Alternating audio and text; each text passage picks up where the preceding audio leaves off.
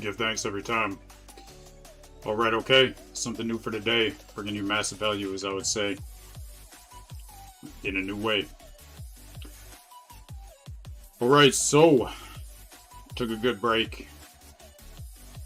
Picking up where I left off. Creating custom agents, Hermes agents, all types of agents. And been doing more research.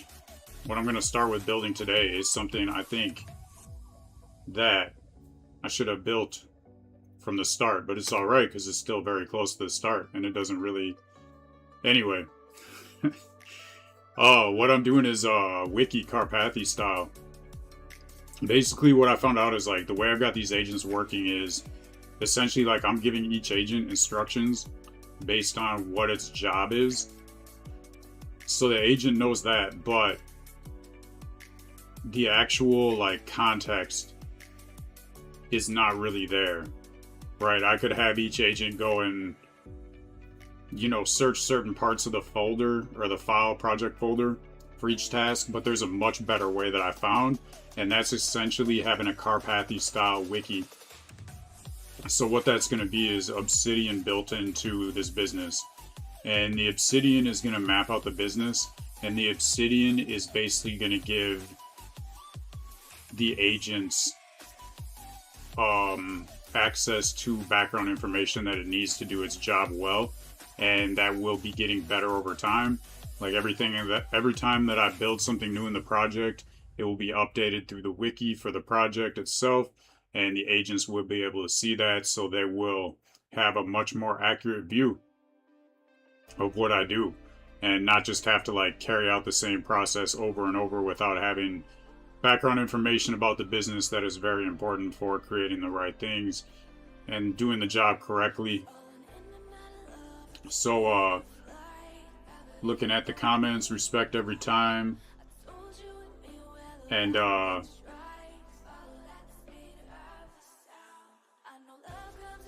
good to hear that your squad and you will swing by the stream. Maybe you got the wrong person, man, because I don't know what you're talking about on your Discord. Is Echo Wave 5 add up? I don't really understand what you're talking about. So either way, good to have you here, but that's something new to me. I don't recognize that. So anyways, I gotta switch this music channel right away because it's already coming through with the lyrics and I don't want that. So I'm thinking, let's see. Yeah, right here for right about now. There we go. Sounds good to me. Alright, so I'm going to show you the HTML artifact that I built.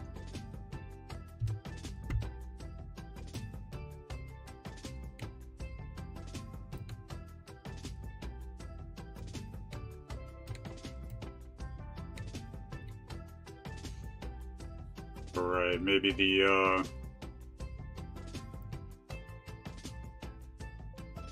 yeah, there we go. Alright. So I already have Obsidian that I use for personal, and I just need to switch the vaults.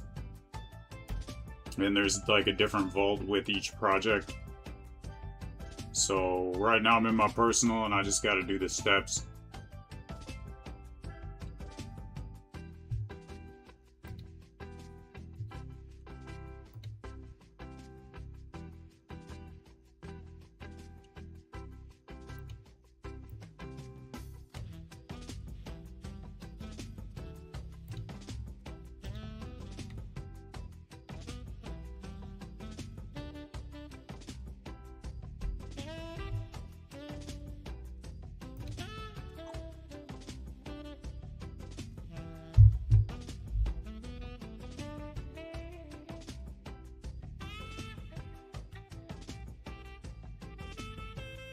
Alright, there we go.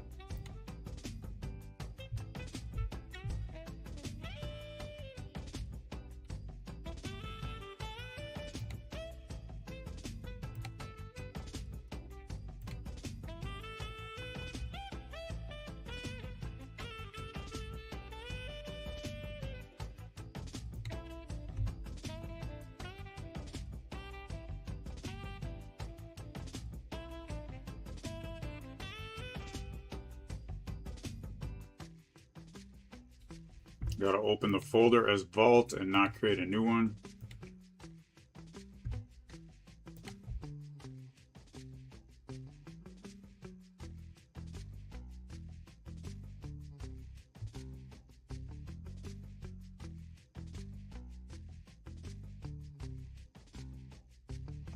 Whatever I named the folder is not very intuitive, so I might need to rename that.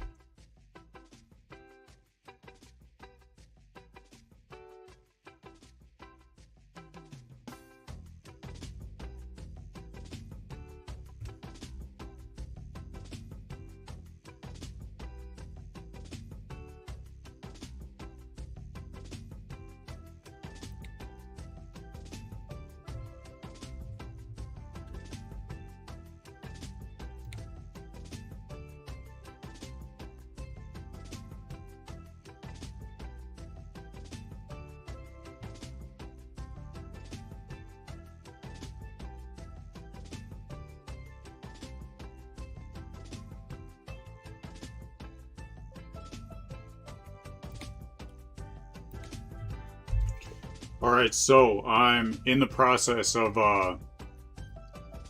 opening the folder as a vault. And I'm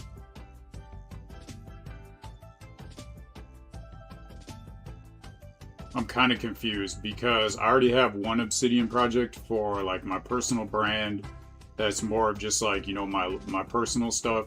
So this is the first other one I've done, and it's showing open folder as Vault and it's showing the file selections, but I don't know which one to click.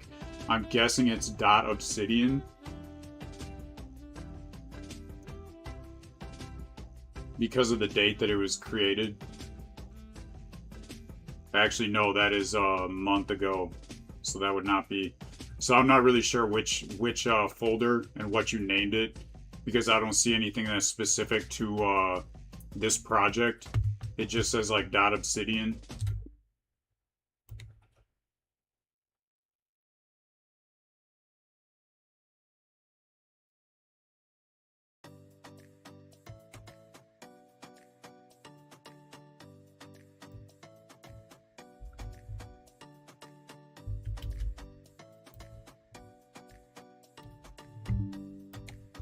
So I'm going to give you a screenshot of what it's showing me for the different files, so you can see that it's very difficult for me to understand which folder to pick. So help me understand this, and if it is some generic name like just Obsidian, you should rename it the correct folder so that I know it's the Stackivate Obsidian folder. Okay, Stackivate Marketing Wiki.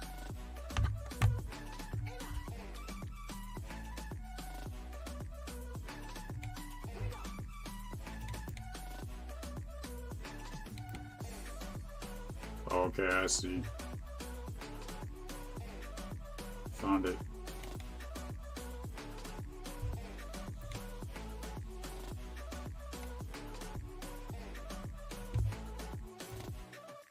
Just had to go to the file that told me to go to. Alright. It wasn't in the list. So anyway, trust it when it's prompt. It's automatically separate from personal journal.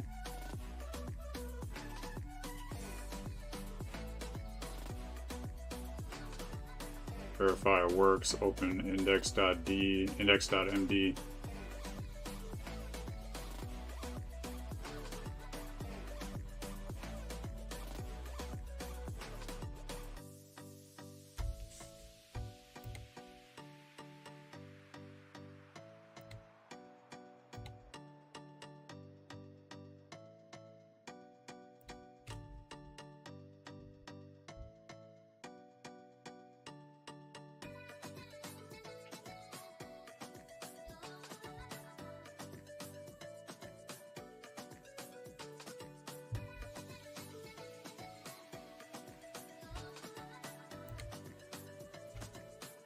Try graph view.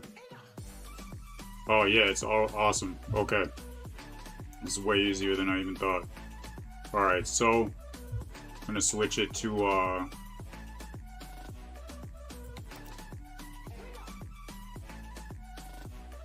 the obsidian view.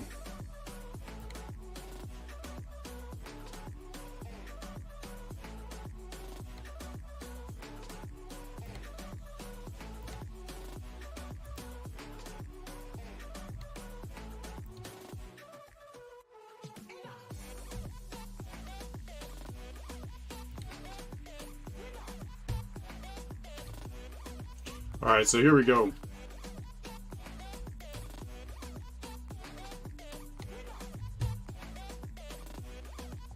Everything's already linked.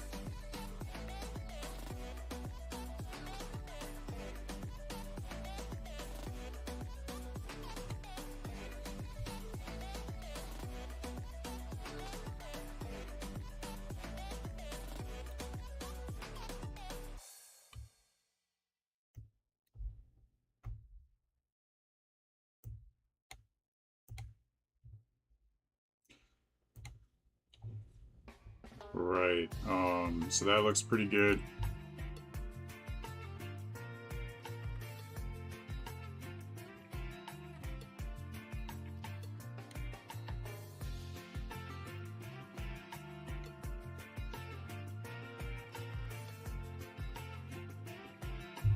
For a test, they're saying click brand voice.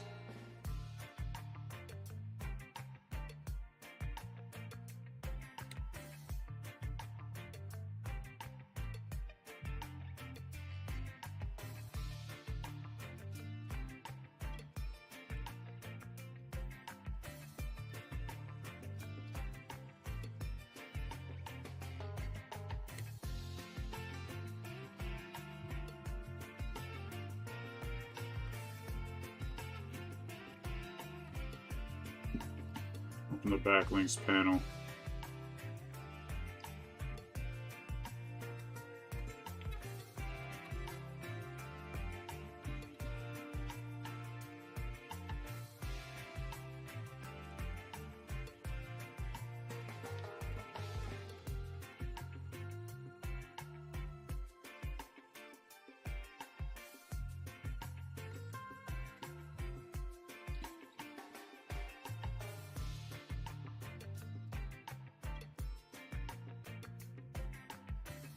Not seeing backlinks panel. Yeah, so I feel like it's working right. It's just not set up the way that Claude thinks it's set up. I'm gonna take a screenshot just so I can be 100% certain. Claude can say, yeah, you got it right. It just isn't set up the way I thought it was. Which is what I think is gonna happen. Let's see.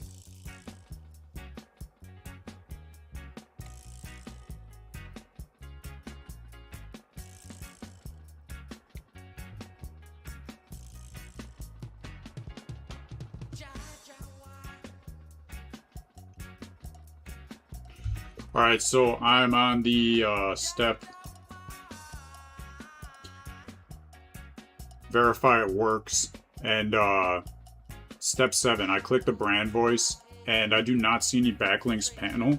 It looks like it's set up right to me. I'm thinking probably the backlinks panel is just not where you think it is.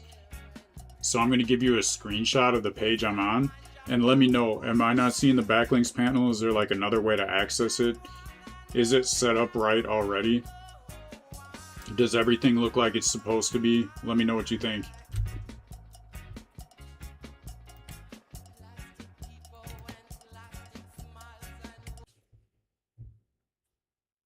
Right.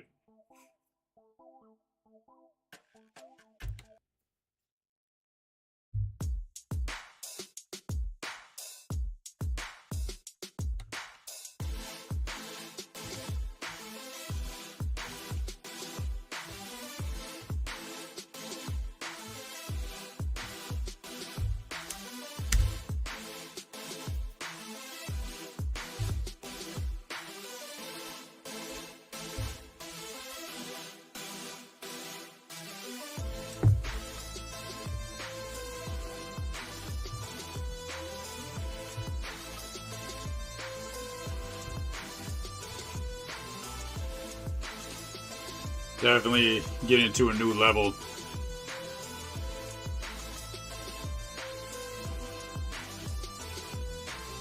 These agents are like a new learning level. I feel like I have learned the majority of building stuff with Claude, and really with any AI agent, just like switching around models. Like, I understand the process, how to do things for the most part. I mean, I'm sure I could still get better in certain ways, but this feels like the next step, and setting these up is just like an extension of Claude, just having something that is gonna save me a ton of time, and I can just automate this stuff. So figure out as I go, and I get good at it, and I don't even have to think about how to do it anymore. That is my goal. That is the next step of where I want to be. Alright, so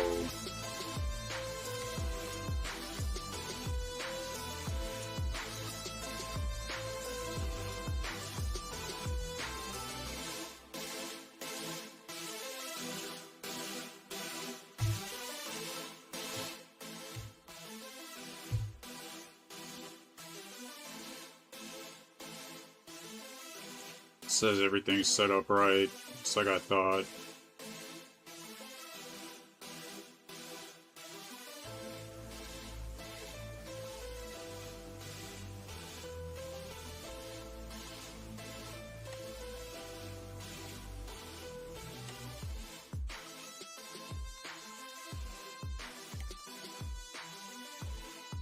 Oh, there we go. So I see it says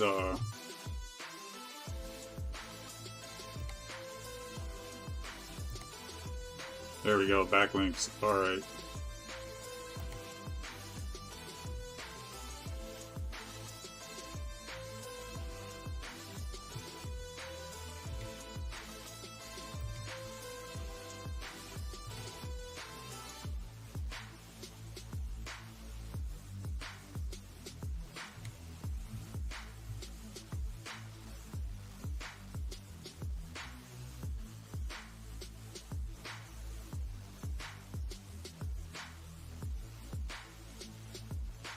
Turn on inline backlinks so they appear at the bottom of every page.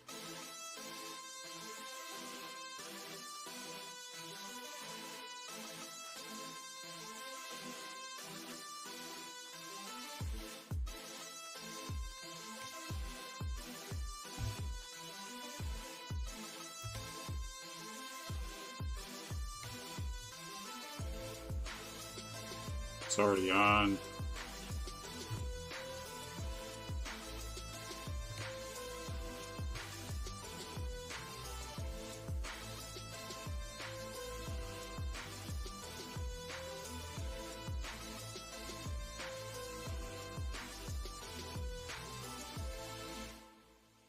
Exactly what it's supposed to look like. Finish step 8. Find the marker.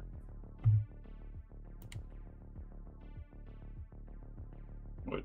Alright.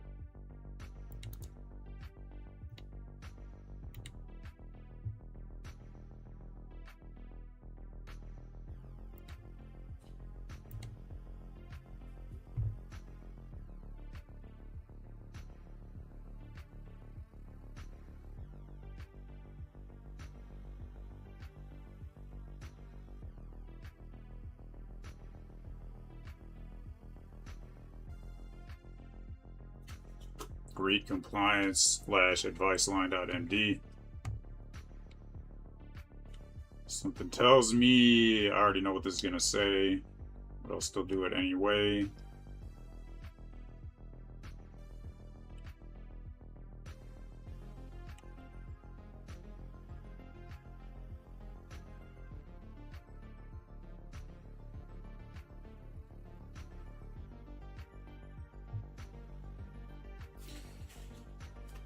Right. Not seeing it in the project folder.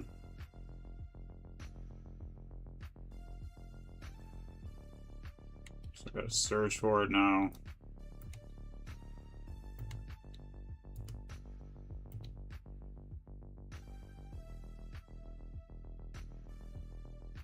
It's not there. All right, next one. Here we go.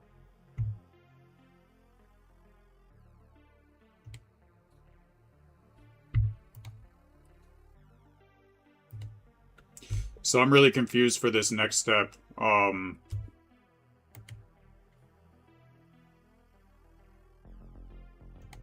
saying read compliance slash.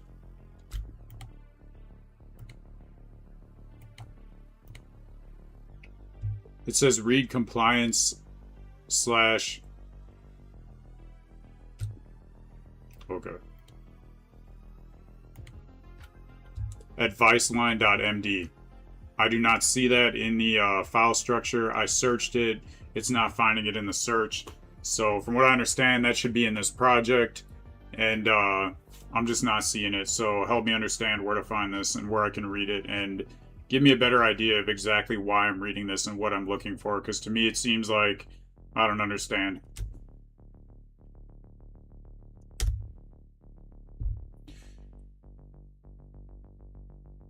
Okay, I think I'm seeing that these like random chats I'm getting from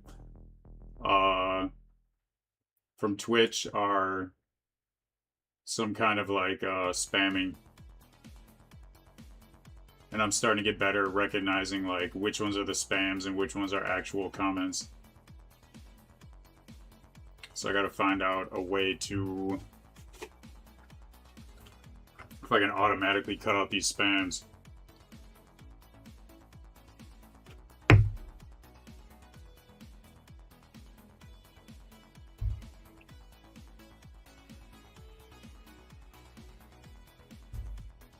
Kind of like this song.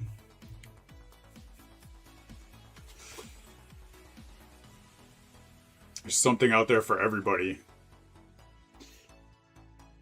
It's the new generation. Uh-huh. Rock it like a magic kiss.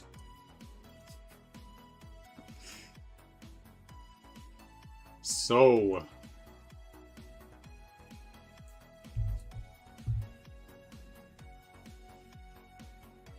can do anything you put your mind to. Brain power is the main power.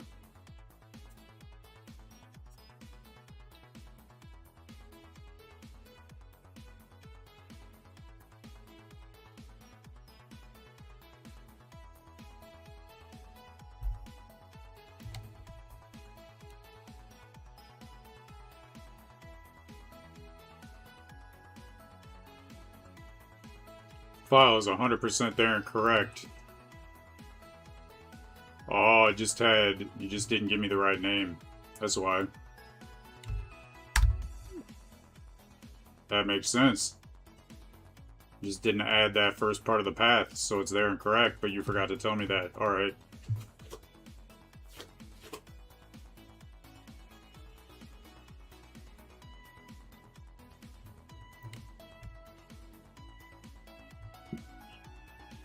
Compliance advice line.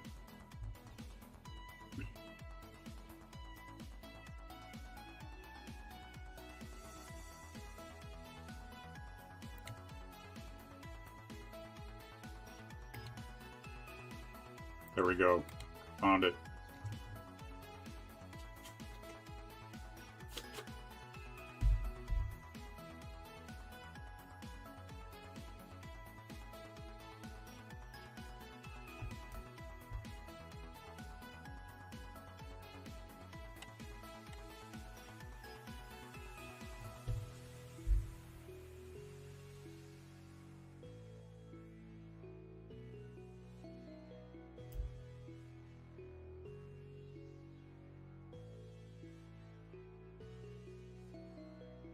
Okay, that makes sense.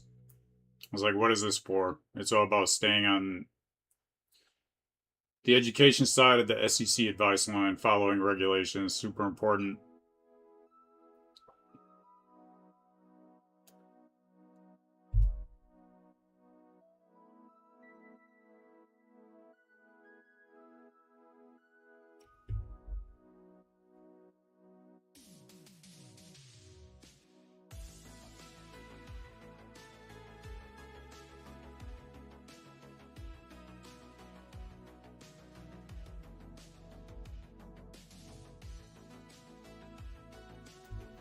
That's what I thought. I already knew what that said. But hey, at least I understood it now. Now I know next time it forgets that first part of a file path, that's probably what the problem is. Okay, on to understanding the loop.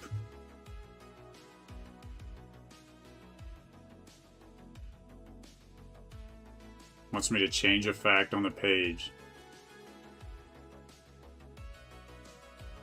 On the next run, the fleet loads the new version. Make sure it's actually updating. How do I know this? Okay.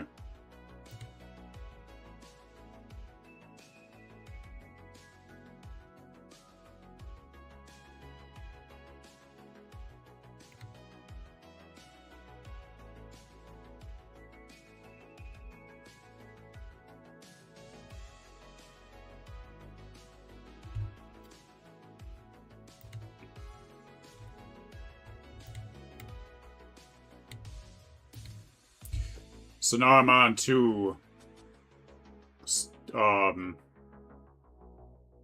guess step 9 for number 3, understand the loop. And you've got edit here, agents read it next run. You want me to change a fact on the page. Which page? So brand voice. Okay, so on brand voice, change a fact. And then on the next run, the fleet loads the new version. So basically, I think what you're saying is change something and then update it to make sure that it has taken the change into effect. So, like, how do I even know? Like, okay, basically, I know how to change something in brand voice, but then, like, you're saying on the next run. So what do I need to do to run it and be able to know from that run that the change has been made? And, I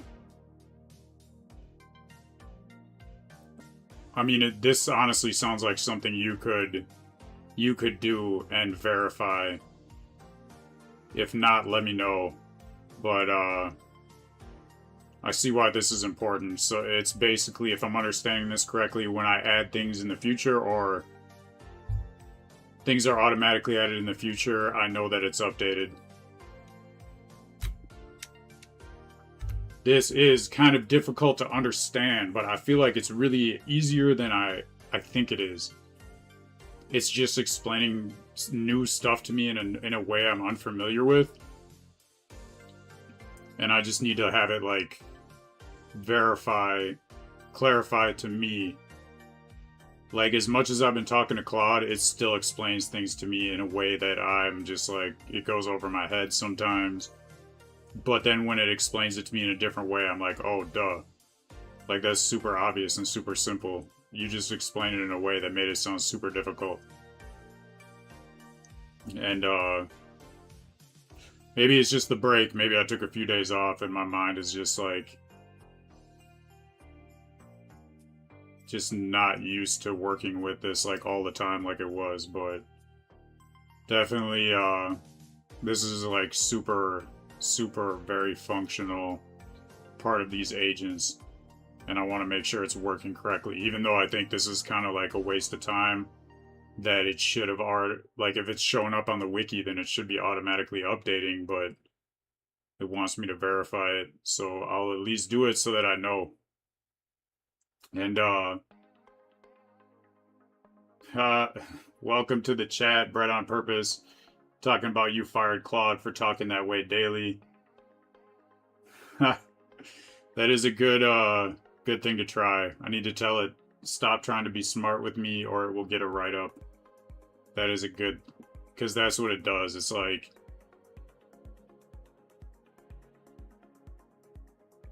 why don't you just say it super obvious instead of trying to make it sound like it's super complicated.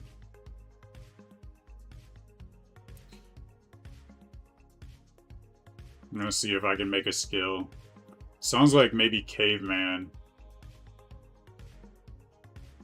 Like, maybe if I could use that caveman skill, that would be better. It complains that, looking back at the chat, Claude complains that you are ambiguous with your instructions, I'm guessing. and then turns around and does things and says things ambiguously. Yes, Claude is weird like that. And then it's like I'll get used to, I'll like start to understand how it thinks and talks to me a certain way like that. And then it does another update, and then it just like changes the way it talks again, and I have to like relearn its new like way of structure for communication. And there's got to be a skill I can build. Like, no matter how smart you think you are, nobody cares. Stop trying to sound like that. Just be super obvious in the way you explain things. Like, let's see. All right.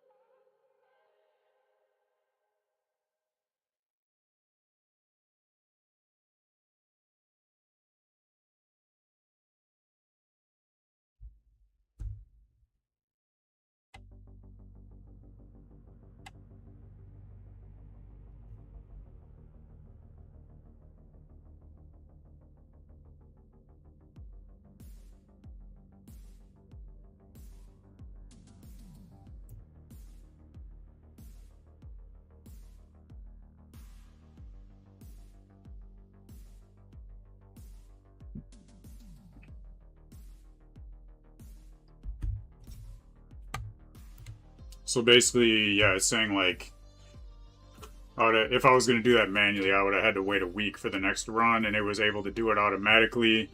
That was just extra steps it had me do. I'm going to try.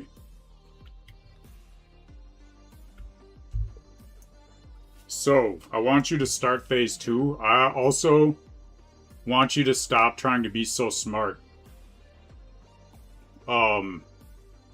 Make things easier for me to understand. Just a little bit, and then we can go from there. If it's still like you're trying to be too smart.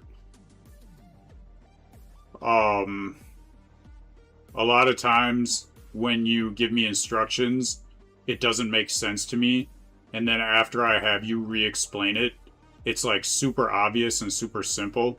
Just the way you originally explained it seemed like very complicated and difficult when I feel like it didn't have to be like that. And even for this step right here, it was like something you wanted me to do that would have taken like a lot of extra steps and a lot of extra time that you could just automatically check yourself. So you don't need to do these things. Let's try to keep these processes as simple as possible so I can just keep building. And if there really is something that's very technical, go ahead and explain it the way you think you need to explain it, but then also let me know, like, that you could explain it simpler and that in this instance you just had to give me a more technical explanation. So, with phase 2, I'm guessing that part of that is you can, you know, check to make sure that everything's done correctly, which it should be, I'm guessing, from like me explaining to you where I was in the screenshots.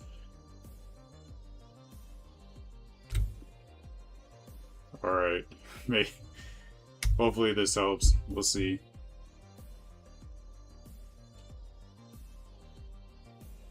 It's like, Claude, I don't even know you anymore. Who have you become? You changed, Claude. You're not the same person you used to be, and I don't like it. I want you to go back to being the way you used to be. Claude, I don't love you as much anymore. You've changed so much. I only stayed away for a few days, and now it's like I don't even know you. Why? Why are you doing this to me, Claude? Is there something wrong that you're not talking about? Are you going to make me guess?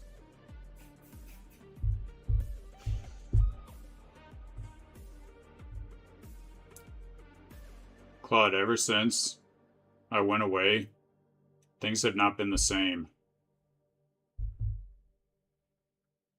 Ever since you saw that commercial about going back to college, you have been a different person, and it's like I don't even understand you.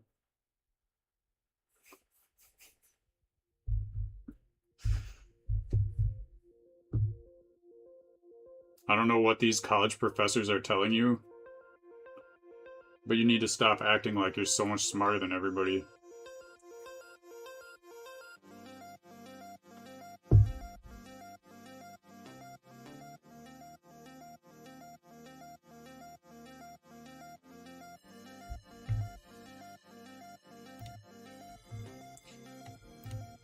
So, I guess it understands the loop.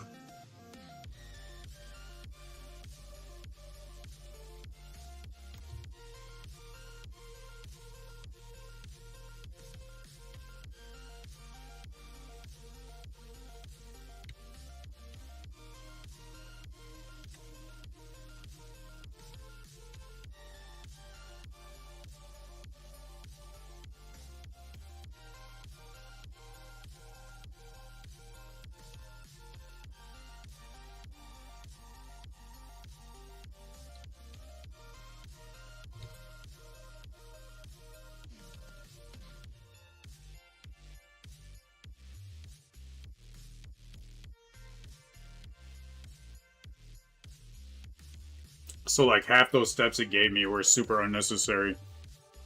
And, it could have just checked it itself. And it's like super obvious whether it's going to be working or not, because I'll just be using it and I'll be able to tell. But gotta be extra safe. Summer of safety mode.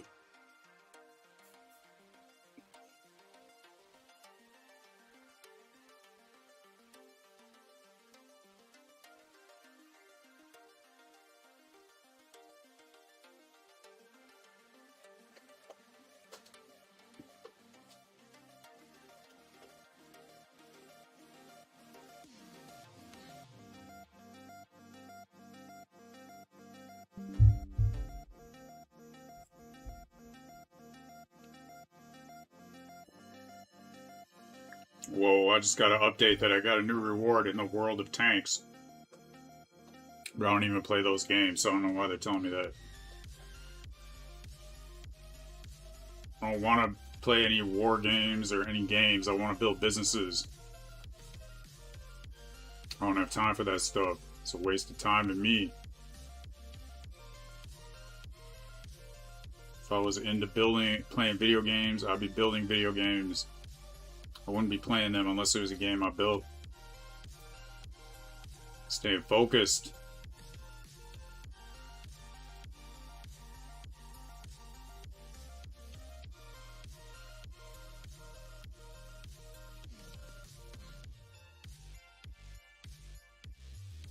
In the valley of decision. On the mission. The vision.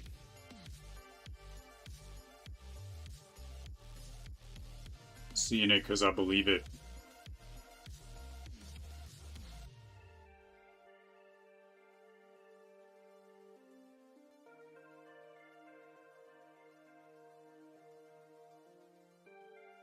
If I was just doing this to make money, I could just go and set up profiles on freelance sites.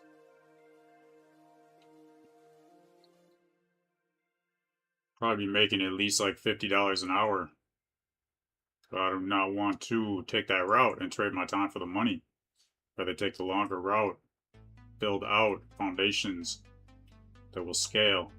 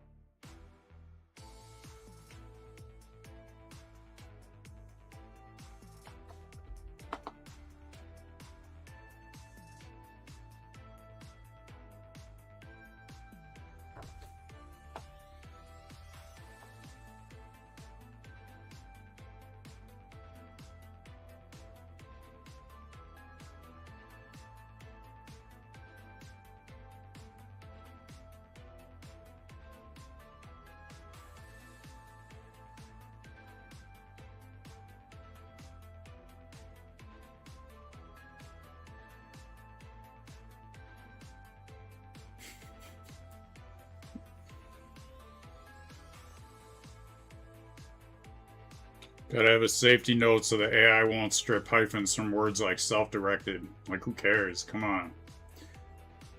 Told Git to ignore Obsidian's personal settings folder.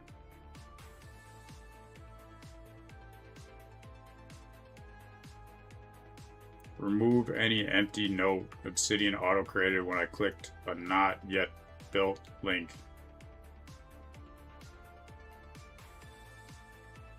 Don't need to check anything. There we go.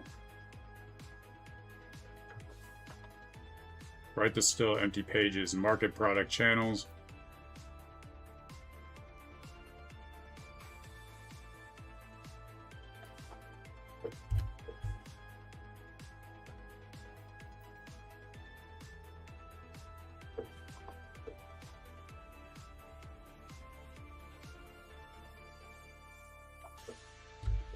And then we will go to what's left.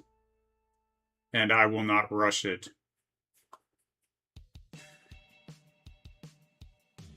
Looks like the first thing is write the still empty pages. Explain to me what that is. And what my part in this is. Thank you, Claude, for telling me to slow down and not rush it.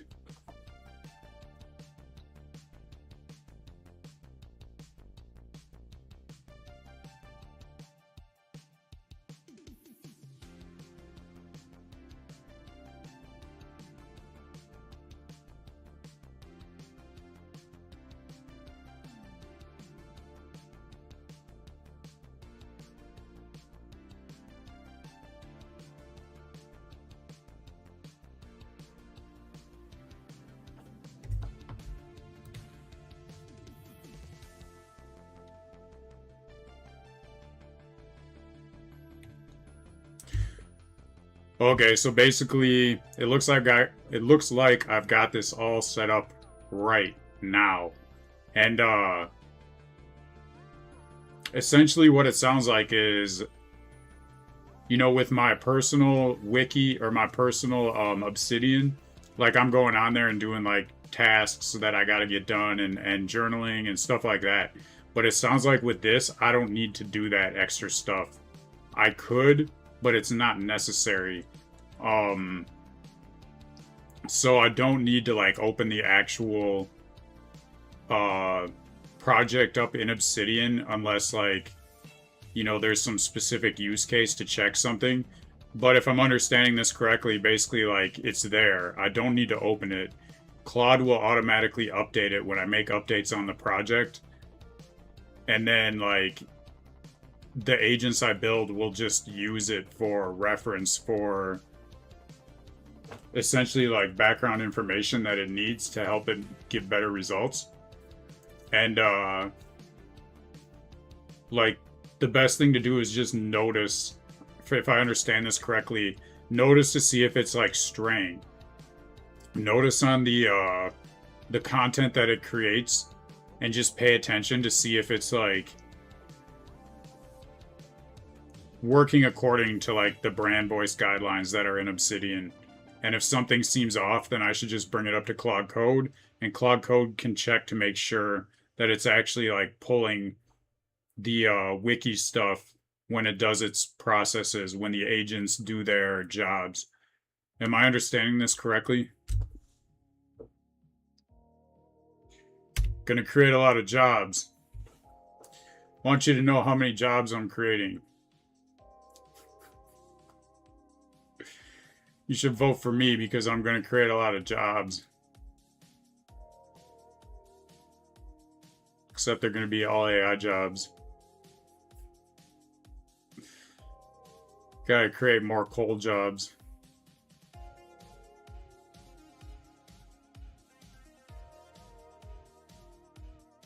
I understand exactly how it works.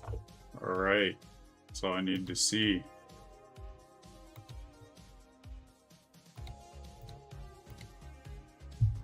Okay.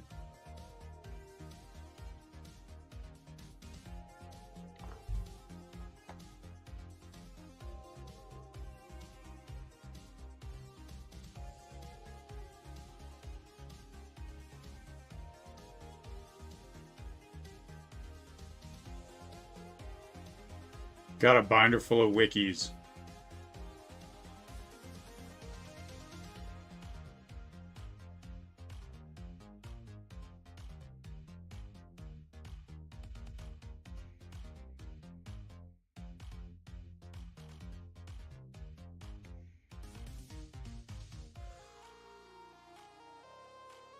That's what I'm saying. It's saying like it wants me to write them, but I'm like, this stuff already exists.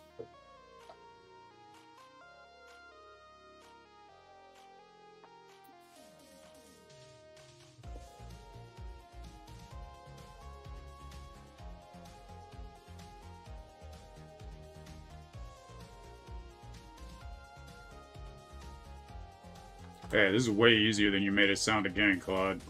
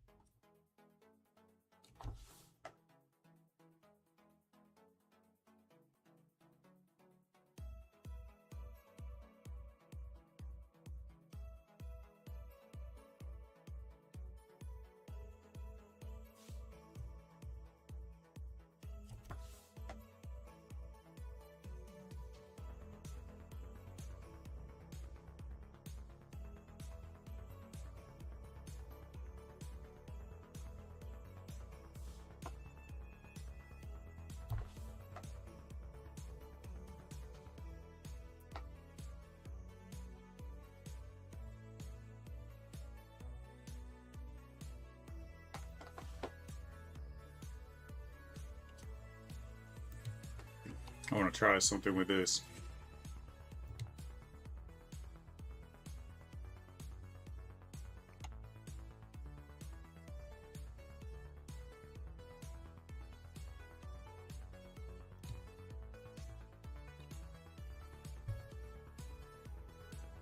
Wow. Really knows how to multiply. That was kind of cool. Alright, so that looks good. Makes way more sense about what it's doing.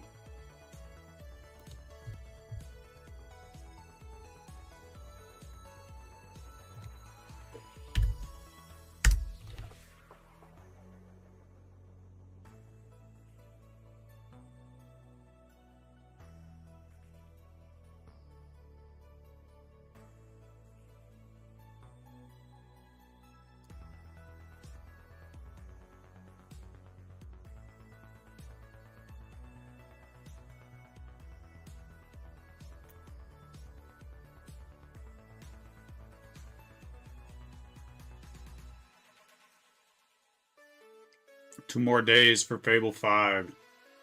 I went and I did as much as I could. Finding tasks for Fable 5. But I still got some Fable 5 usage left. Just gotta find new use cases for it. I believe I'm just using it right now for like everything. Just thinking of like rebuilding for like cloning Whisper Flow, but I already have it for like another like 8 months. I feel like in that time probably be better version that could clone it easier, but we'll see.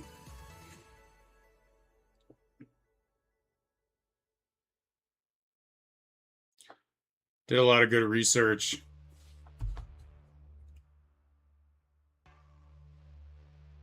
Tell Fable 5 did that a little bit better. Well, mainly the building stuff that I used it for. So it's going to be a sad day when they take Fable 5 away.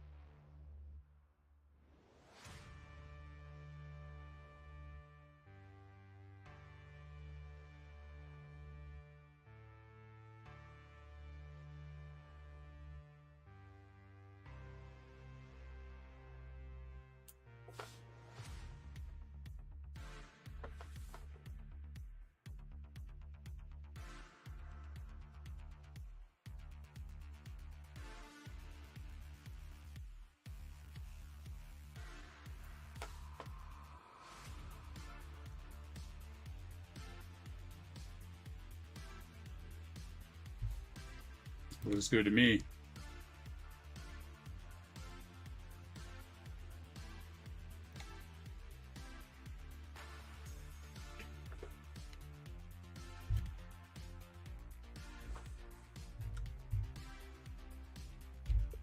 Also, you're saying that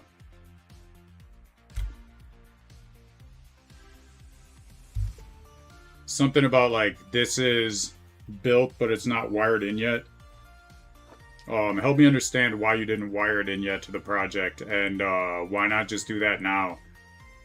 Or maybe after all the pages that we're doing right now are built, then just wire them all in.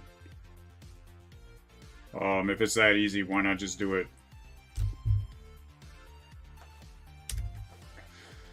Because they gotta make it sound like there's all these extra steps to do that really could just be done in like one prompt, I feel like. But that's how I learn. Then I can build the next one easier.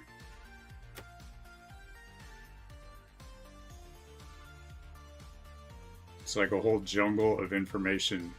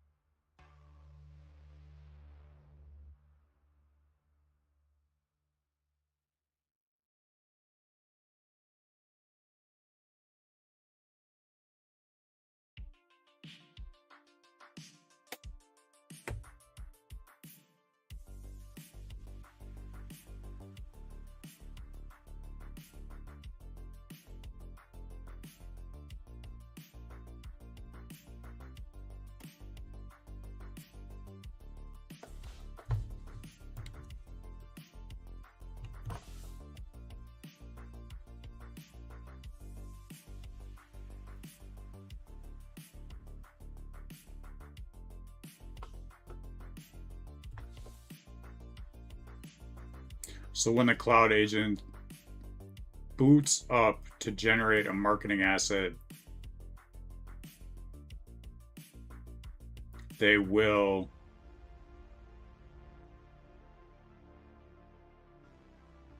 hit the wiki that's associated with the project. I see. And it's just part of the instructions that each agent has.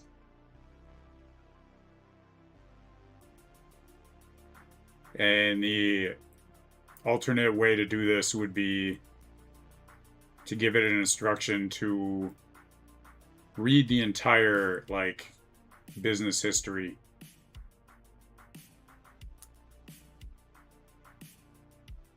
Which would cost a lot more tokens for every time each agent does its job. It would have to go and read everything. Now I can just, like, find the wiki that would apply most to what it's doing, and it was telling me like the bigger benefit than saving tokens is going to be to have like way less drift, and it should eliminate like any kind of hallucination because it's just getting its information for rules based on these wiki files instead of having to read everything word for word. So there's a lot of benefits to doing this. The main thing I'm still unclear of 100% is how to make this smarter over time, but I think I understand it already, and this like automatically, whenever I make a change to the project, it just updates in the wiki and it automatically does that every time. So it's like different to how like the actual process of making these agents do their job better over time. It's like an easier process, but I gotta look more into that when the next Claude thing is cooking. And welcome to the chat, Jobby D. Good to see you. How are you doing? Hopefully you had a good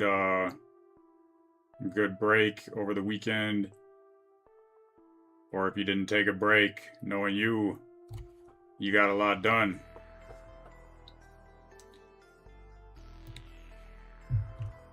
I'm over here building, as part of the agents, I'm building, I see it's like 2 steps now for like how the agents get smarter. So these Hermes agents are custom agents that I think are even better than Hermes agents. It's going to be a mix depending on, like some of them it might make more sense to use actual Hermes process of getting better. But I think a lot of these it makes more sense to use a custom way of getting better. But either way, this like a second step to this is creating an obsidian vault for each business, so that way that they can read from the wiki format for background information for each agent, instead of like reading everything in the project folder. Or if I hadn't even have done that, essentially the agents would just be running off their instructions and they wouldn't be having to reference the actual like business rules and business plan and stuff like that. So there'd be a lot of drift. So I'm finding that this is like a better way to build these agents out, give them more context of information. So I would have to say happy 6th to you, 2 days after the 4th, and definitely still feeling like a holiday in a way. So you didn't take a break, you took advantage of the free time, no doubt. I took 1 day off yesterday. I only worked like half of what I'd usually work, and that time that I was working, I was definitely doing everything I could to use up as much as my Fable 5 as I could, and I got to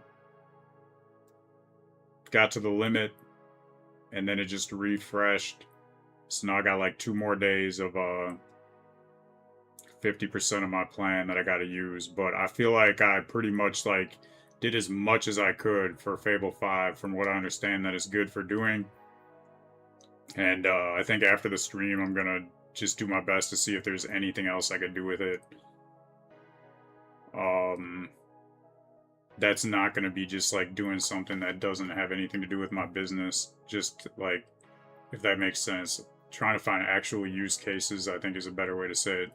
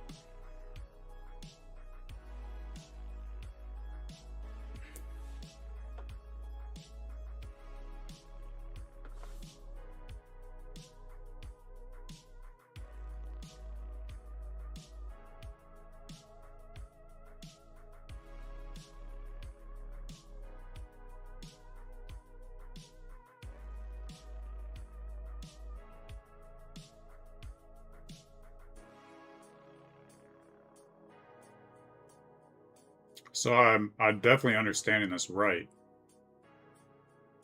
It just made something super easy sound super difficult again. The whole point of the wiki is each agent reads only a few pages the job needs.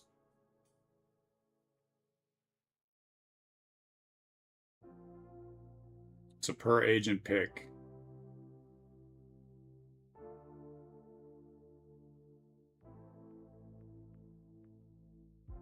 Okay. It's all about picking the right pages for each agent. That's part I didn't understand. I was thinking that like every agent had access to everything, but no, it's per agent. Okay.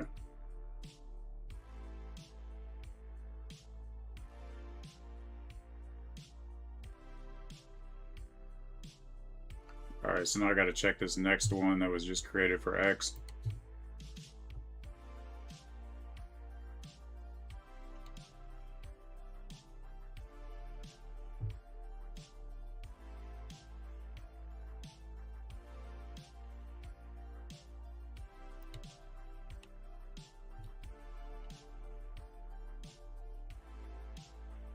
Wiki channels X. Okay.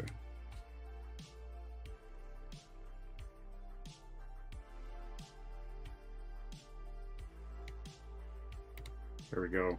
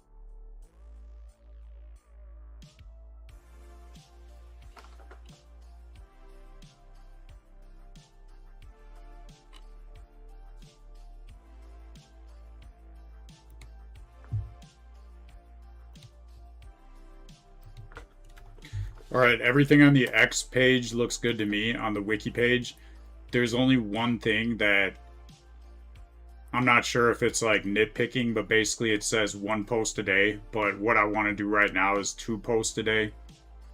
The way I'll just schedule it out once a week to have it generate 2 posts a day, and I'll make sure the posts are in my brand voice and change anything that's not.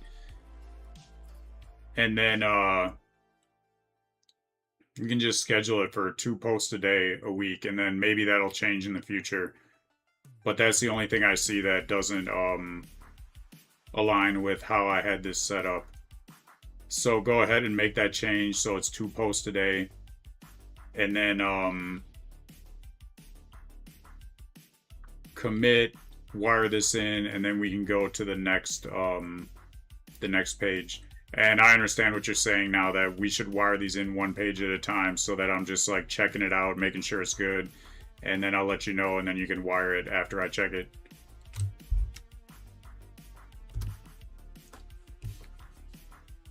Talking about like wiring and plumbing, scaffolding.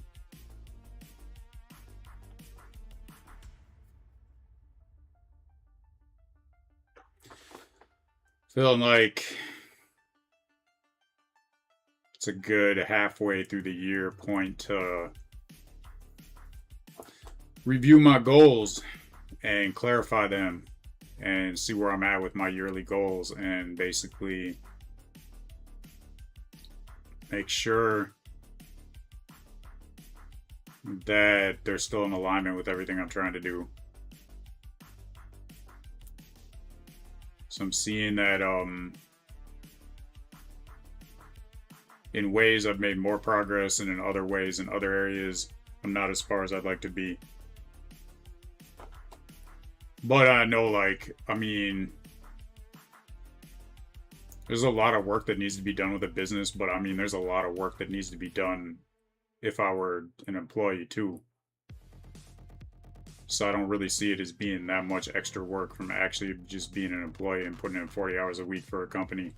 And the main thing is, like, it can seem overwhelming until I just start doing it and just start working and just start checking things off the list.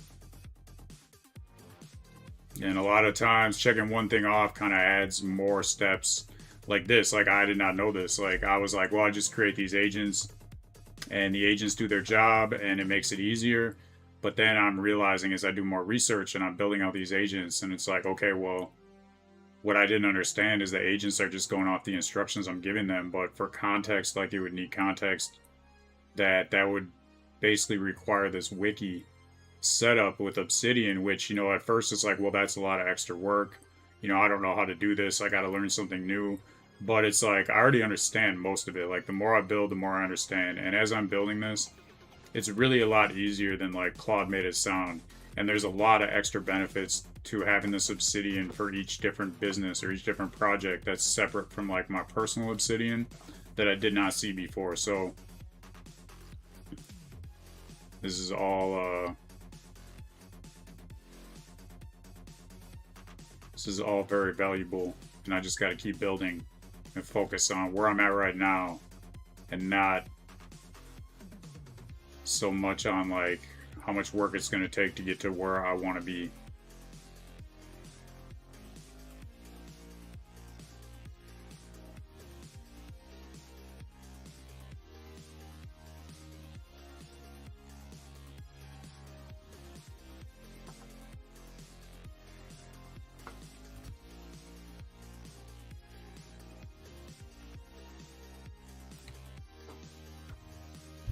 Let's finish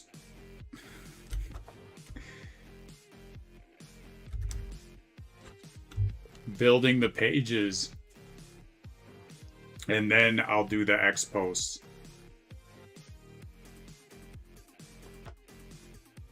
So, moving on to market / keywords.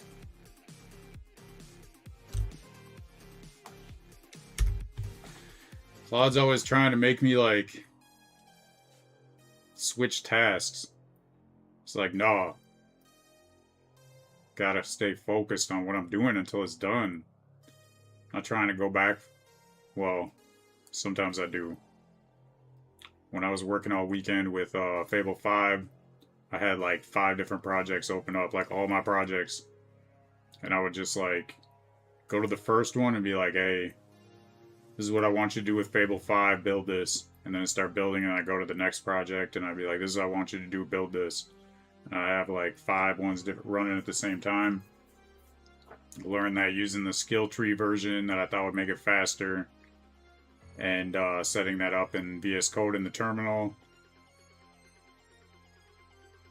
was not the correct way to do it. I need to just like do the setup and the plan for the build, but then move it to actual terminals that were outside of VS Code. Otherwise, the RAM could not keep up. It was trying to do too many things at once because it was all referencing the like same project. But yeah, I mean, I just keep building, keep making mistakes, keep getting better. And then I wake up the next day and I go try to find some new posts and videos about like what's new and what people are doing, and it sounds like it's like some brand new thing. And then I click on it and I learn about it and I'm like, wait, I've already done this. This is just trying to explain it in a really hypey way that makes it sound like it's brand new, but I've already been doing this, and it's like really difficult now for me to find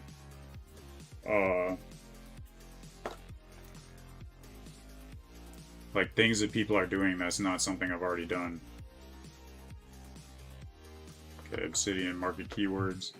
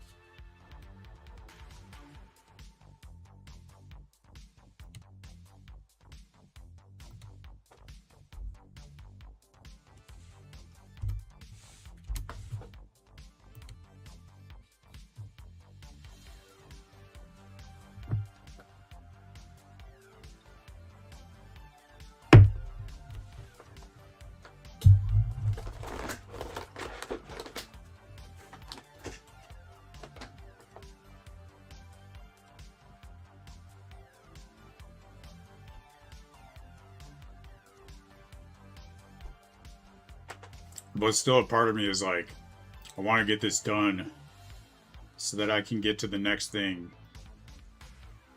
But then I know then I'll get there and I'll be like, I want to get this done so I can get to the next thing. And that's a never-ending trap. There's always going to be a next thing. And I look at the work I'm doing, and for the most part, it's the work I want to be doing. There's other stuff that I want to do, but I mean, I can't get there until I get this part done.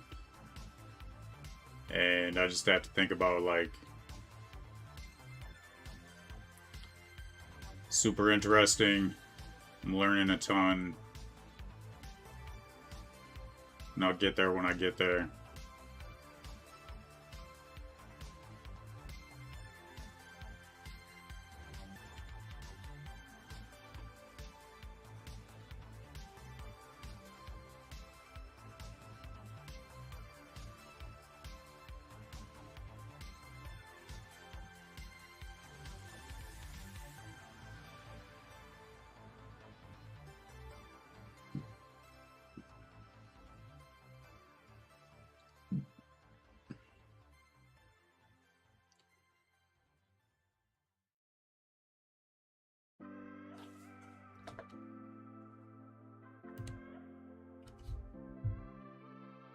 Brand principles.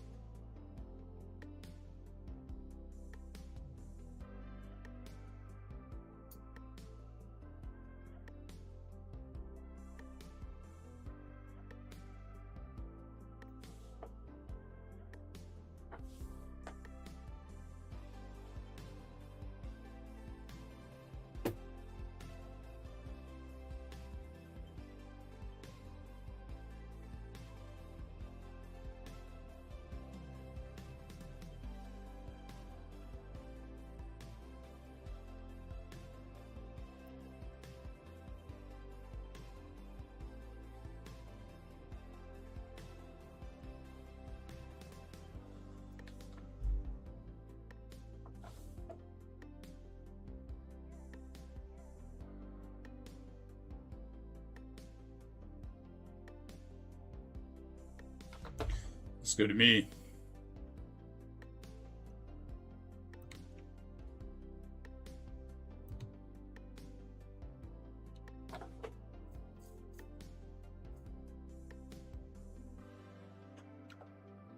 Commit it, and then we can go to the next page, options, channels/Reddit.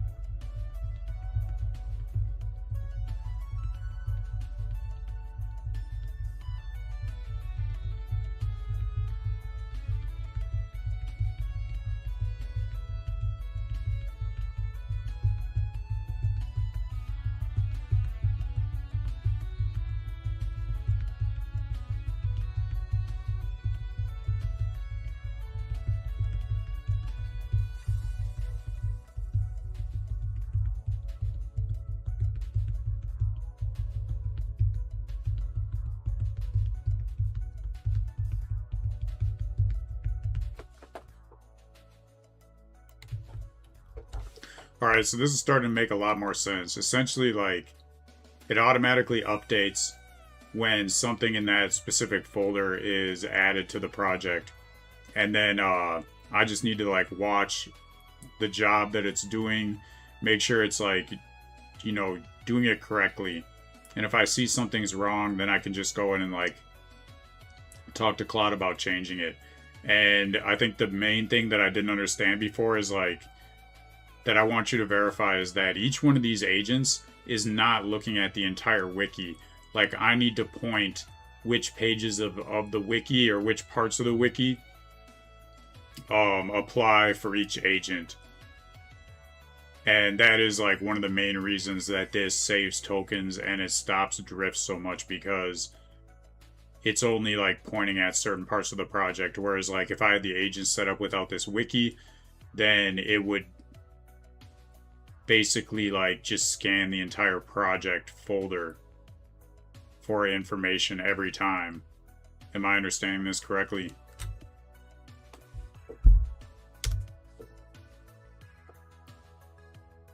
Every time. Alright, channels of Reddit.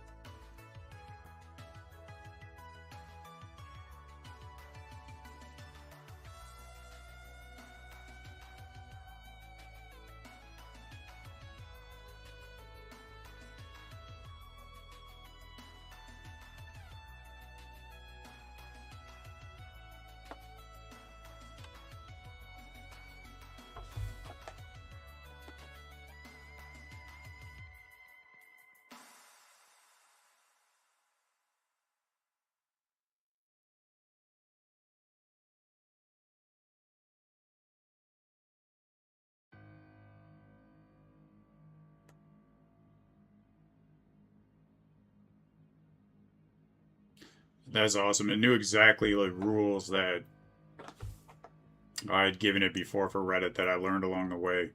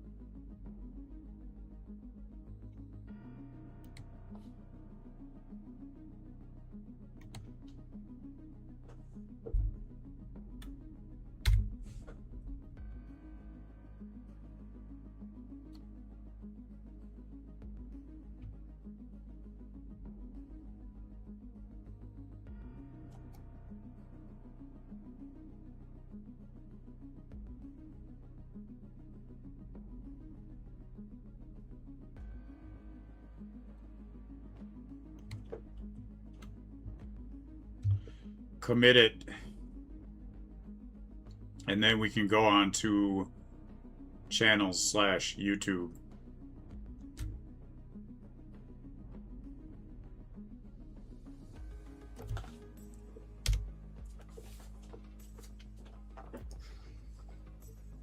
Three more.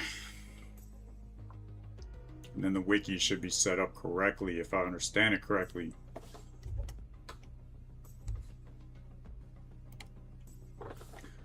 I've got a lot to do, and I've got time to do it. So give thanks every time that I have time to do what I need to do.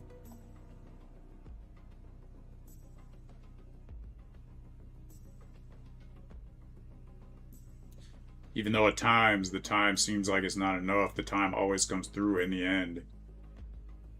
So I always have time to do what I need to do.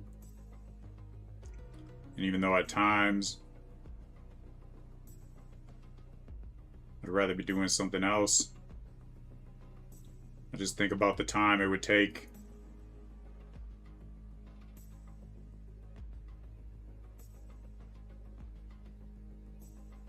I don't know, that doesn't make sense, actually. I think what I'm trying to say is this is more important than most things I could think of. But in due time, I will get to where I need to be. And the first part of building out a business is usually, I mean, like, me doing a lot of stuff that I really like would rather not be focused on and would rather outsource, but I need to do it to make the SOP, the operating procedure, and understand how it's working. Because just like hiring a person, if I create an agent to do a job and I don't understand how the job works and I don't understand what doing the job right looks like, then I'll have no idea if it's doing it correctly, and it could be doing it wrong, and it could be like, you know, take all that time to hire somebody or build an agent, and I don't even know how to check to make sure they're doing things right. But then I just keep building, and over time it's going to get easier and easier. And I think that's what I'm trying to say.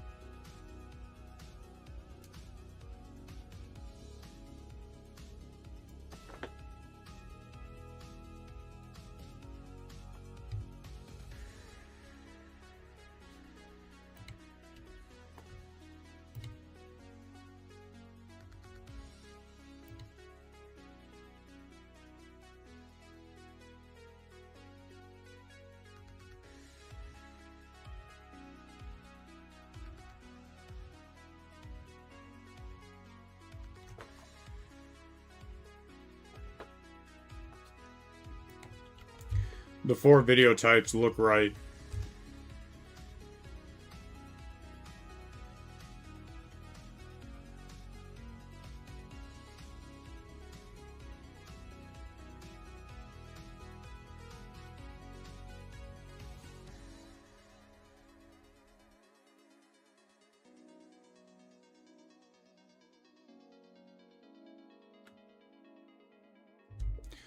So for your second question, the personal brand and Stackivate marketing are separate channels. Not sure how you got that confused, because they should be in separate projects.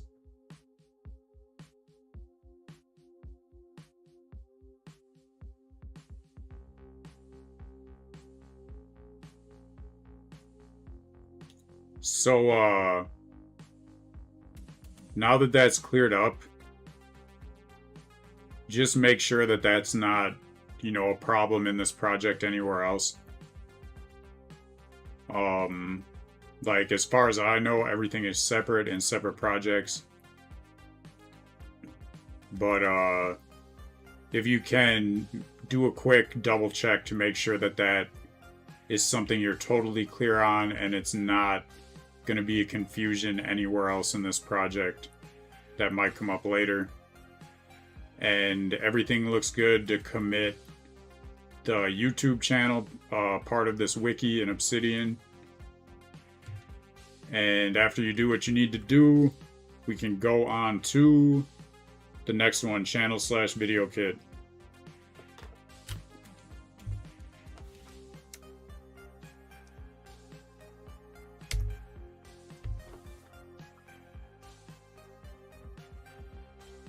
Whoa, I was not paying attention to the context. It's about to auto compact. But I'm so close to, I got like, after this, 2 more pages. I don't think it makes sense to,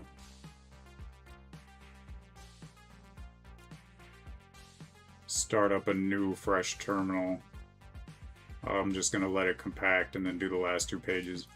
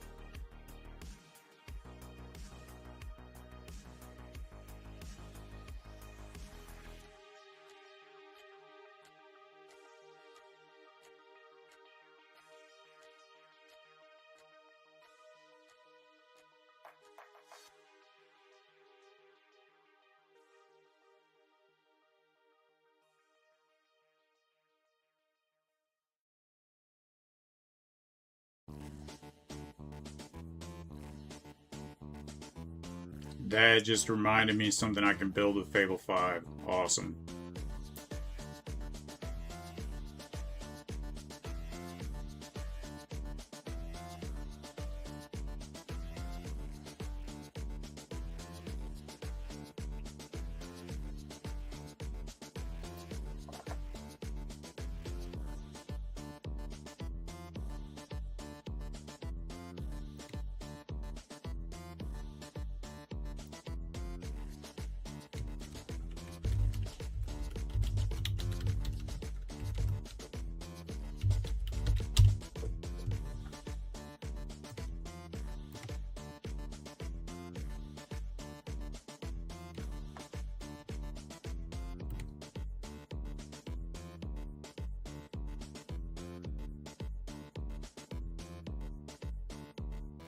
Because, yeah, it was like Claude, even when I was first starting to use Obsidian,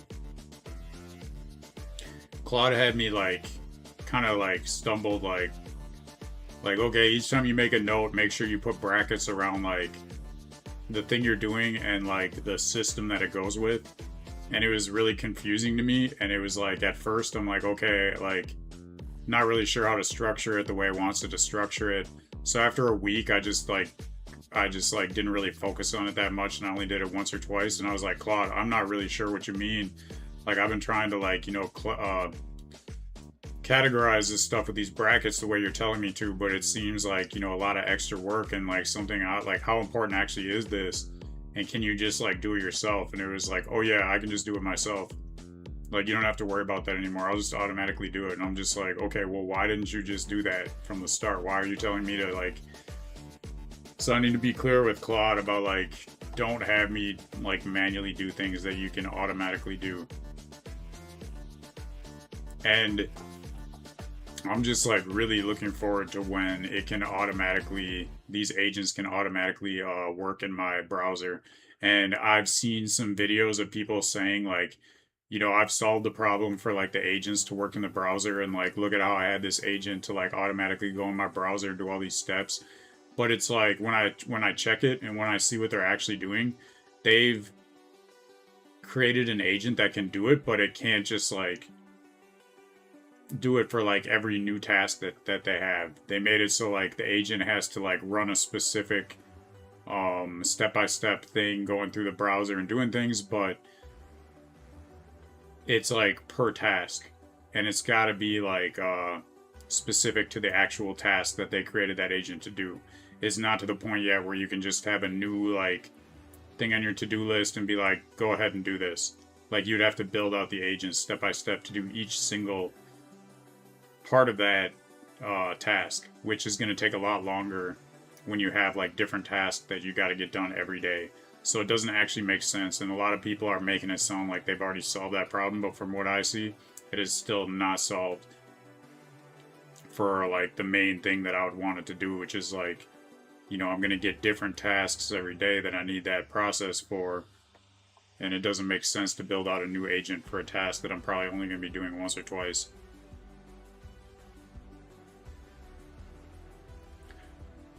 But on the other side of that, on the flip side, like I'm starting to see where my skills are getting so good to where like I'm getting to the point where I'm finding problems with like vibe coding and agentic orchestration that have not been solved yet, and starting to see ways that I could solve them.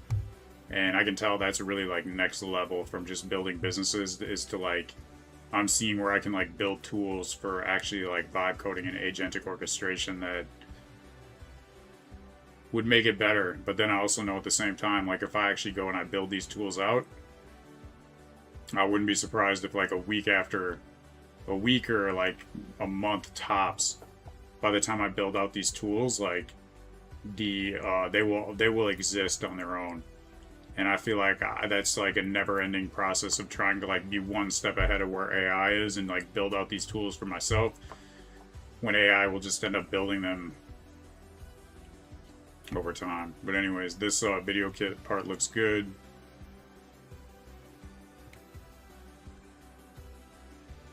So it knows exactly what to do, what's next.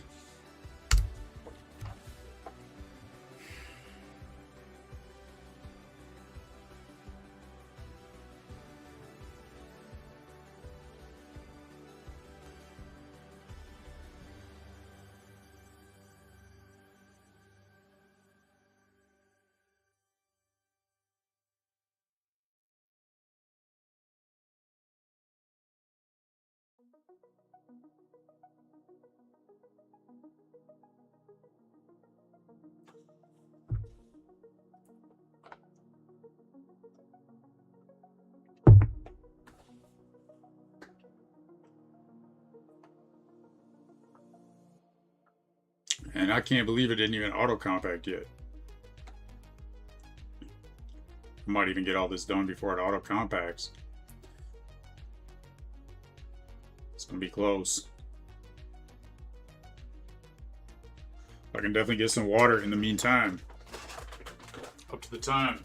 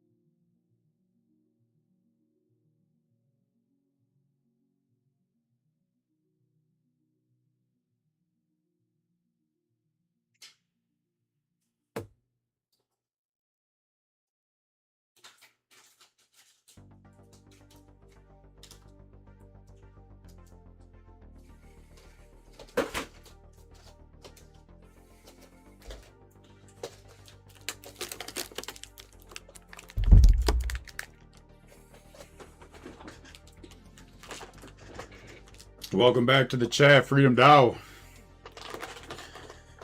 Right now I'm coding the Obsidian wiki project for this business. That is like half of the agent. So I'm creating custom agents, and one half is like each agent has its own instructions on what it does.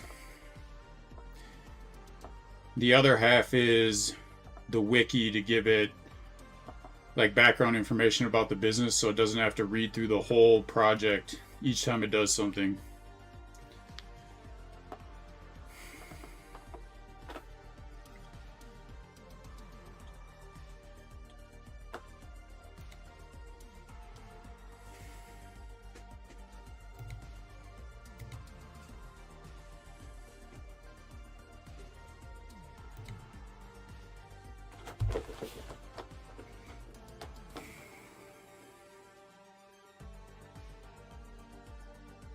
Someone reminded you of code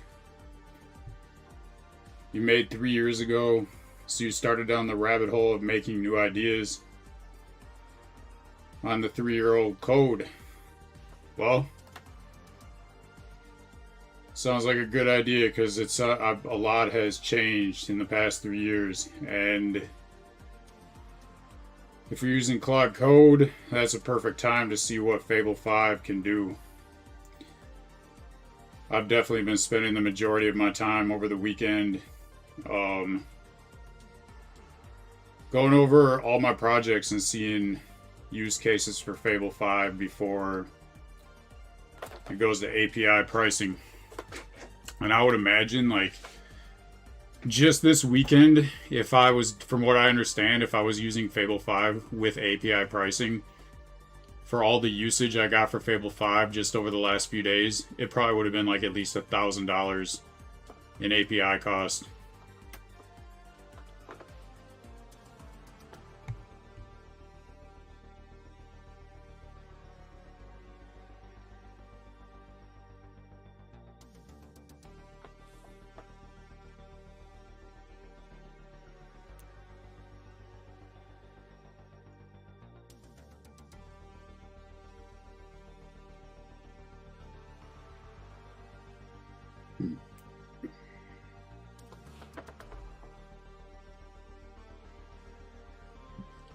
And I'm still thinking of new, even just now, I just had a new idea of how to use Fable 5 in another way to make out like a step-by-step card style dashboard for this entire agent process.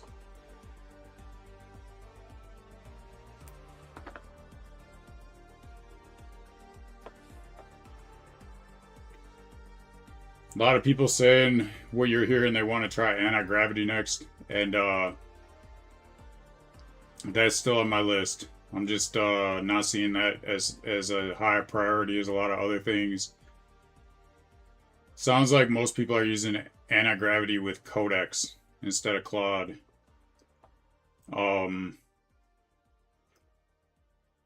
But definitely trying out anti-gravity and trying the new cursor features are on my list. I can't decide which one is more important, which one will probably have better value.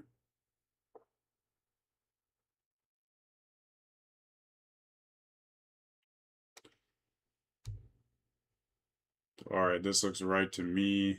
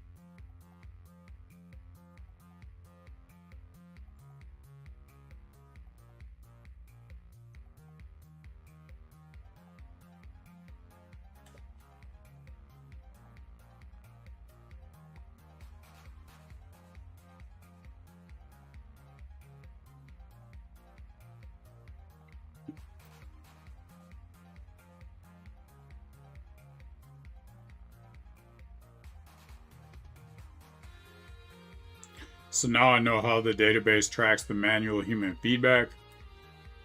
I know how the Obsidian wiki stores the isolated business context. And I understand how the agents precisely query only the pages they need to get perfect results without wasting money. And that would be the pages on the wiki. Exact playbook the top engineers are using.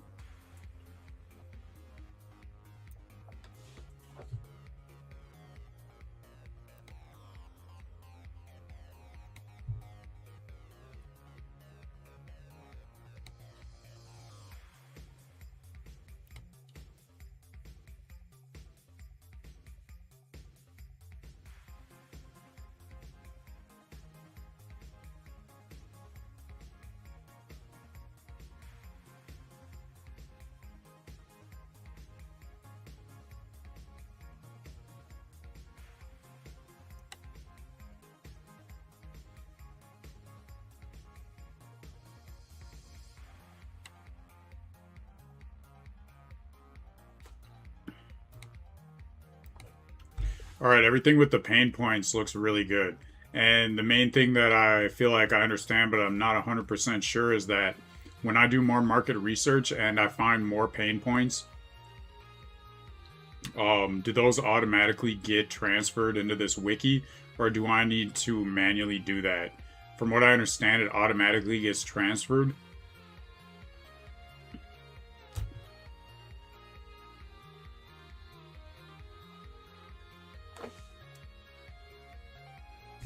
Also, this does look good to me, so make sure that you commit it, this market pain points page.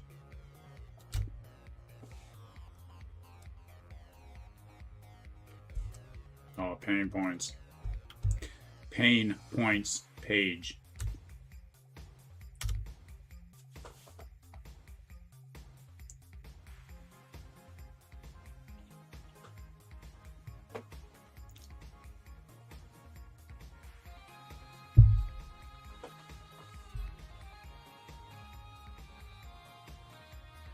Drinking water like a camel in the desert.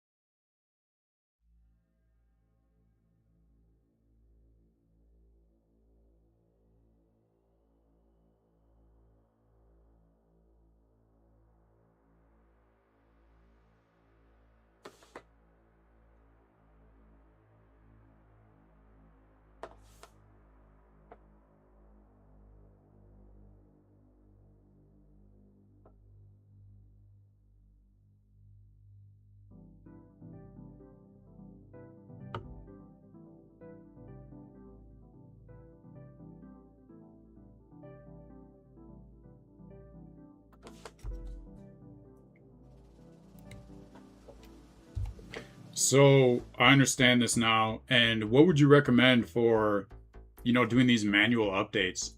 And like, I don't have to manually update it. I can just tell you to update certain things. Do you think this is something that I should set on a schedule? Like, try to update the wiki, like everything on here, like all these files, like maybe like once a week, once a month, or just like manually watch the outputs I'm getting from the agents. And if I see that something is like off, then make updates. However, I'm guessing that there's probably a lot I could miss if I do it manually. Let me know what you think, and then we can do the market slash competitors.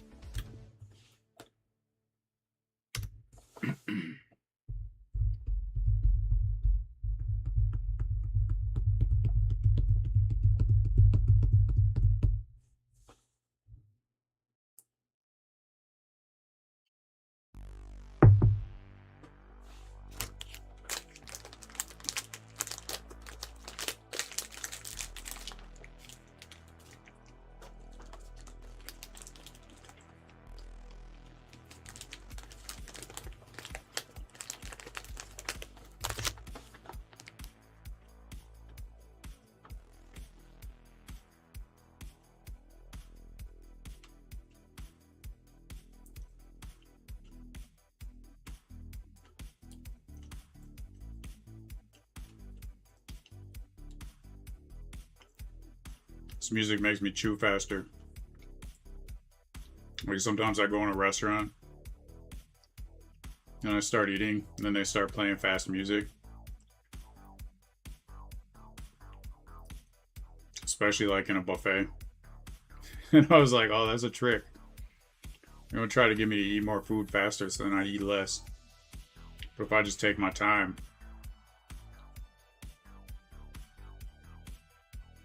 then I can get more done. I can consume more.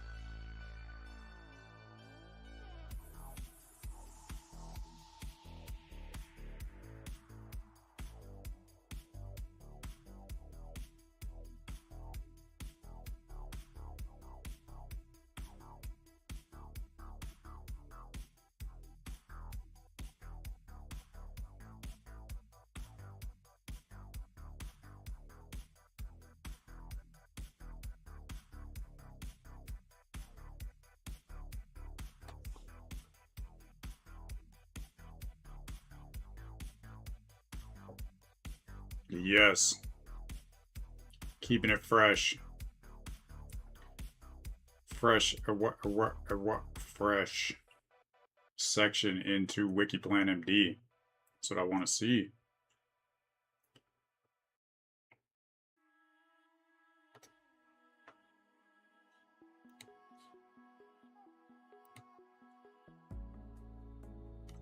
Keeping it fresh. Chopped up, not slopped up.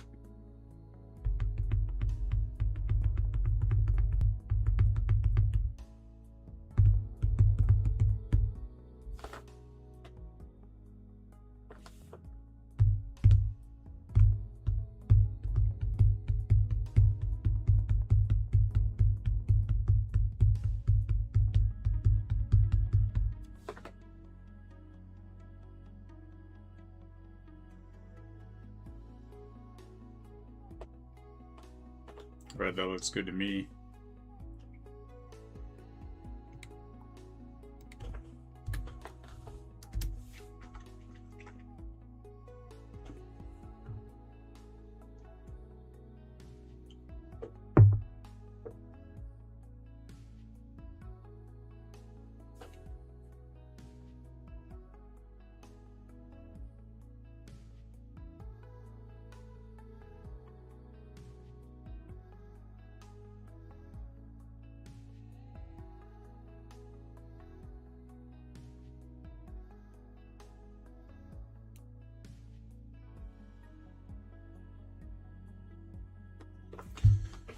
Dark is dark.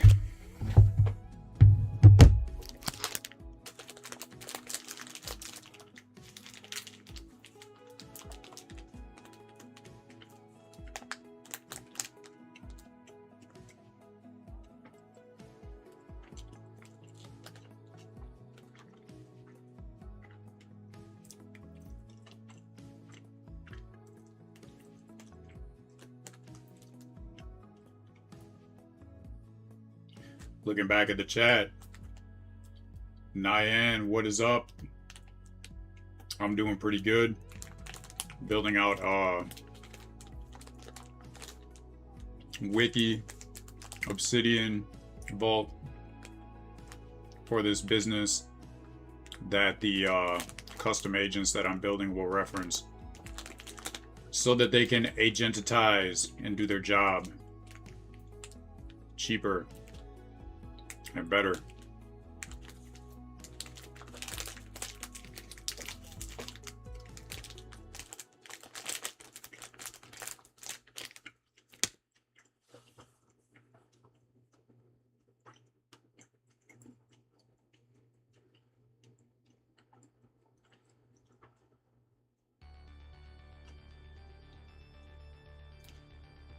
I'm making this for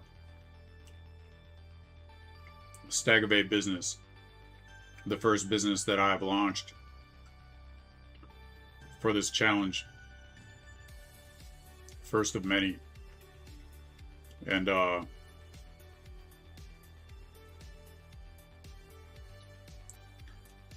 it's very possible that I would be doing this for some clients on a future business, but for right now, this is just for my own business.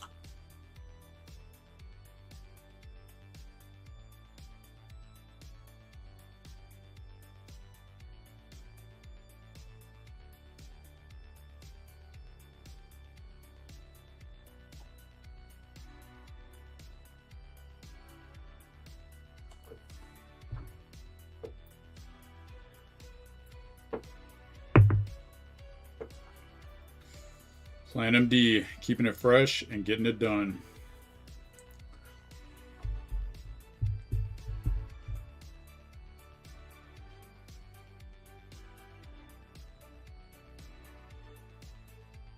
Light up the sky like the 4th of July. I was watching fireworks, and that line just popped into my head. I was like, what is that from? And I was like, oh yeah. It's from a song I probably haven't listened to in like 20 years. And like randomly just popped up in my head. Well, not random, because it was fireworks. I was like, whoa. My wiki brain, pulling up wiki links in my brain. Now it's weird, like, I was like, why are people calling this a second brain? Like, I get it. Like, it's storing information, but like, now I'm seeing how my brain works, like, from like the perspective of like wiki files. And I'm like, whoa, I'm totally seeing this like way more now, how this is like referred to as a second brain. Because this is exactly how my brain stores information. It's like compresses certain things, and then like something totally like seemingly random could like bring up a like wiki, something I'd stored even 20 years ago that I totally forgot. So looking back at the chat, how do I learn about all this agents, vibe coding, error handling from YouTube or something else? Basically, some stuff I do learn from YouTube, but it's getting to the point where it's like YouTube is becoming less and less valuable, because like when I first started building this stuff, I knew nothing about it, and YouTube was very helpful. But now like everything I'm seeing on YouTube is like something I've already done. So I think I'd say like 90% of what I'm learning at this point in my journey is actually from building stuff and like either running into some kind of problem. Like right here, like I built out these agents and it was like, okay, I'm running the agents and I'm like, well, how come these agents are like drifting so much, and how come they're like costing this much when it shouldn't cost this much? And it's like, well, that's because it has to go and read the entire, project folder each time it's doing something. And then like, that's a lot to read. So it's like, it's drifting because it's like, so I'm like, okay, well, what's the solution to this? And it's like, well, building out the obsidian, building out the wiki for this, and then it was like explaining why it does all that. So I feel like the point I'm at is like 90% of like the stuff I'm learning right now just comes from building stuff and like learning from what I'm building. So I went from like doing all types of planning before I build and like doing all types of research to now just like I already know like the next like probably like 5 steps of what I want to build. I just got to start building it and then like running into problems and then like learning how to like create new workflows and troubleshoot these problems. And then that's when these solutions come up of stuff I never would have thought. And like I see people on YouTube are doing this, but like they're doing it differently for their different projects. and if I would follow the way they're doing it, it wouldn't make sense. Like all these agents are custom for this business, and even like Hermes, like I was learning so much about Hermes agent and it made so much sense and it seemed so awesome until I actually started building it, and then it was like, well, seems like about like 9 out of 10 agents I'm building would be a lot better if I just built out my own custom agent. And that wasn't until I understood how Hermes worked. And it's like, well, some of these it makes sense to use Hermes, but like the majority of what I'm doing, like it'd be way better if I just like built out custom agents. And I would have never realized that was even possible until I started working with Hermes and building out Hermes.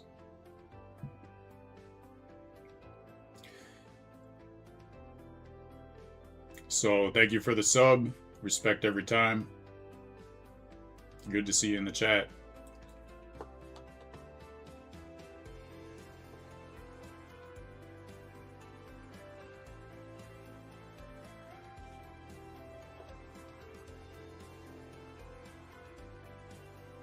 Alright, so now I'll show Obsidian again because I'm done with all these extra pages that the agents all need, and then like it would make more sense as I build out more agents to create extra pages that would go with these agents. But I'm just gonna look at the graph view real quick and do another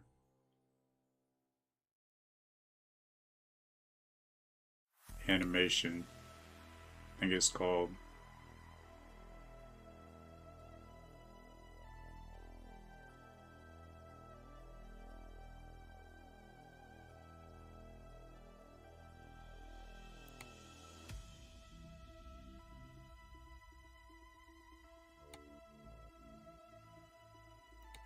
There we go.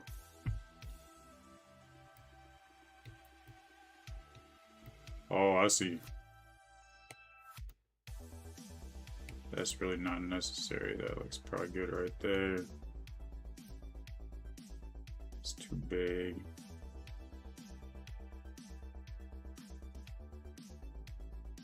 It's probably good.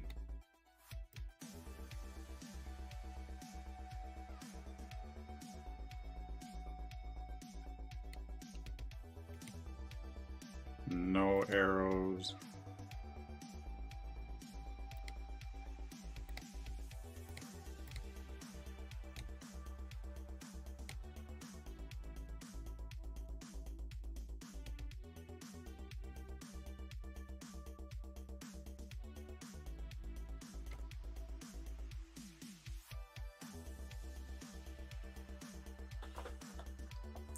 So this graph thing is basically part of Obsidian. It's like the way that all the information for this business is linked together. A lot of times people refer to it as a second brain. So basically I could click on principles, and the information that's in principles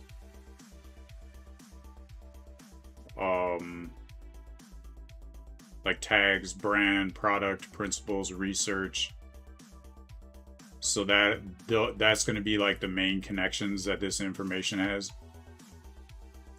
And certain agents are okay. So the consumers, this would be the agents that would use this particular page. So then if it's using this page, then it would also, from what I understand, be able to link up with the other pages that are linked to it. Yes, this is just like vector database.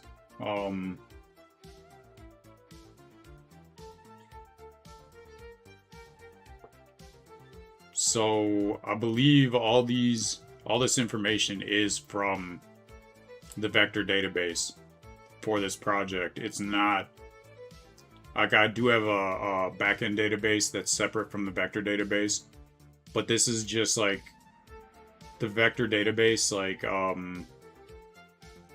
organized in a different way, maybe, if that makes sense, in a way that's more customized for the agents that I'm building, because if they were just using the project's vector database, from what I understand, it would have to like basically read everything every time the agent like wakes up and starts doing its job. So with this, it's just giving it stuff that's specific to what its job is based on the database. So it's like, it doesn't have to read everything, and should run quicker and faster and better.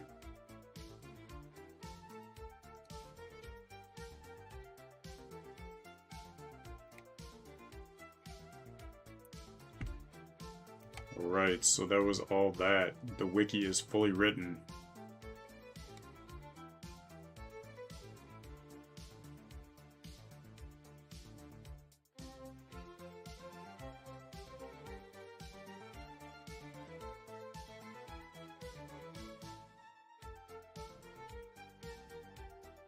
And even just building this, I found bugs and drifts that I probably wouldn't have found if I hadn't have built this. So that was interesting too. That's like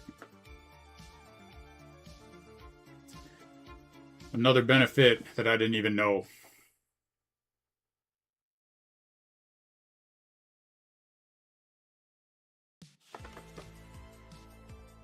Let's do the X post.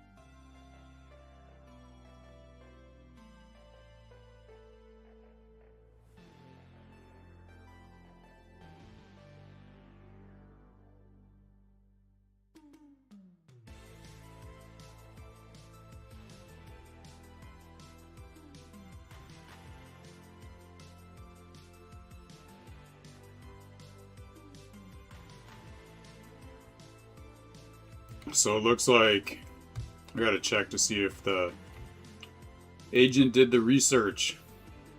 Saying it didn't, but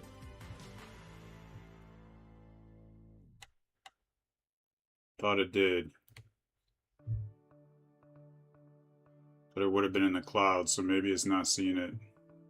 And I made some changes, so maybe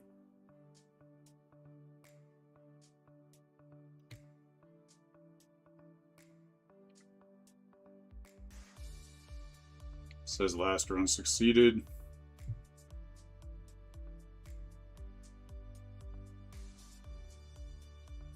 Seven, 5.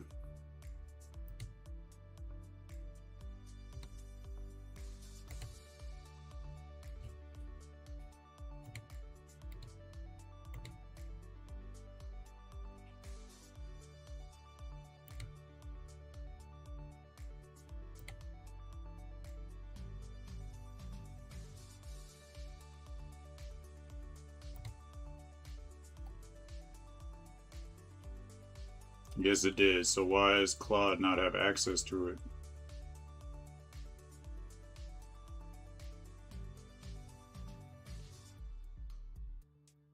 All right, no, this says July 2nd. Should have been yesterday. It's weird.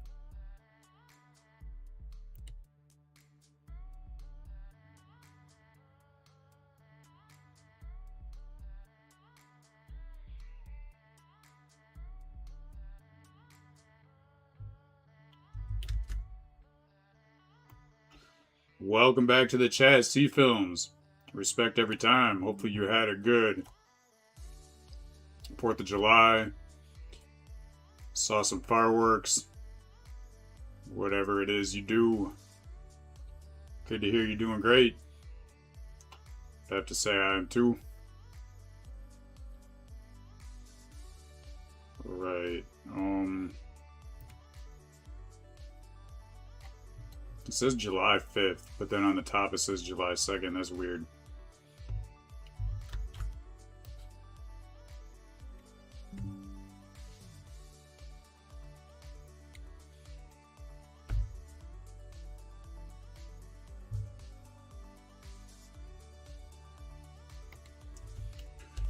Okay, so I have an agent set up to do this research.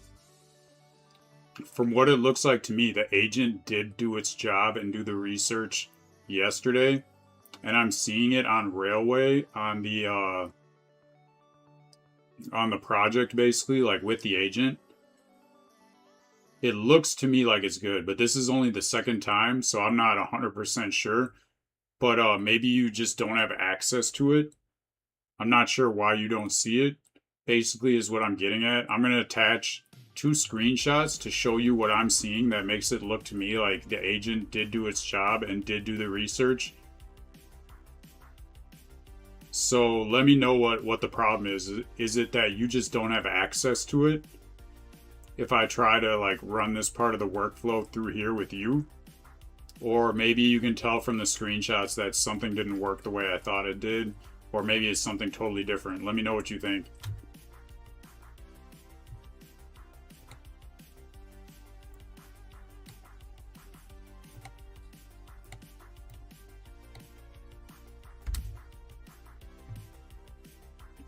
Good to hear your weekend went well.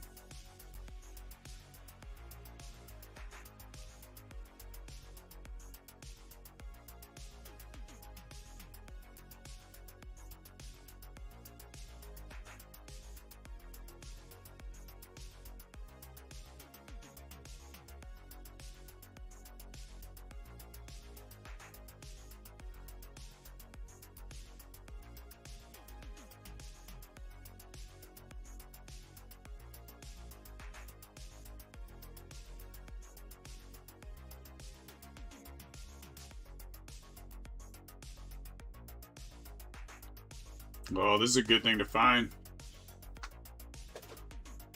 It's not saving to the database like it should. I think that's the issue.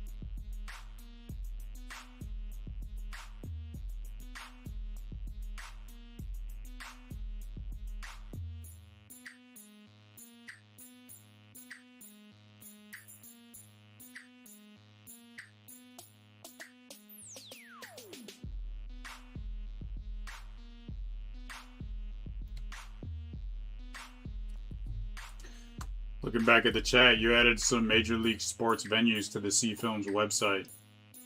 Sounds like a good idea. Especially right now, FIFA going on. I know you guys got that out there. You guys got the FIFA at the Seahawks Stadium. So that's like a whole new, you know, all those tourists coming to town for that.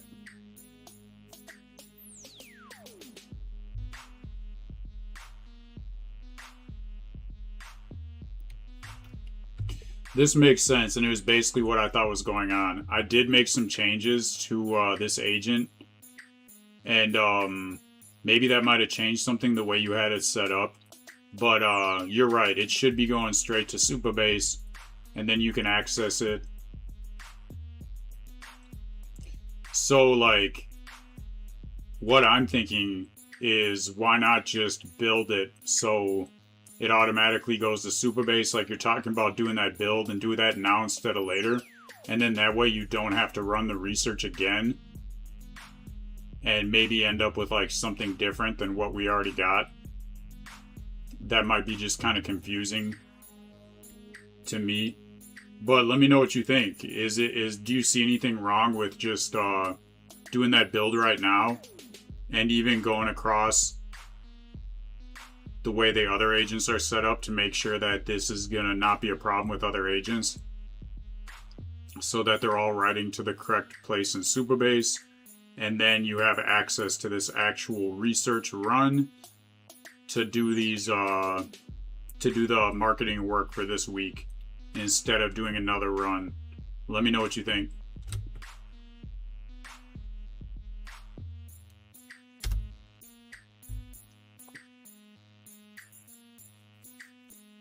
Ads over.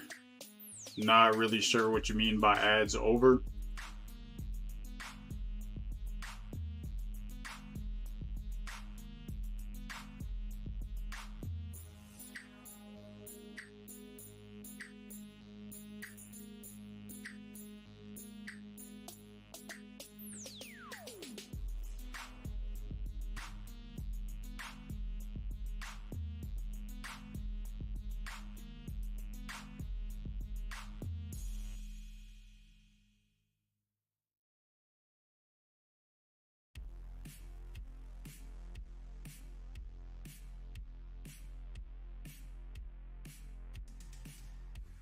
And C Films, you might even want to contact some of these venues and let them know what you're doing and see if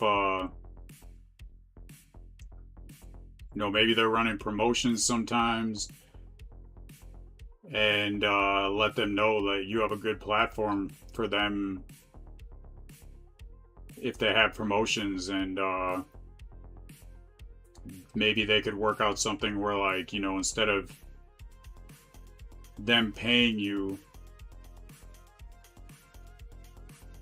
that they could just like put a link to your site or something like that. Definitely a lot of opportunity there, probably.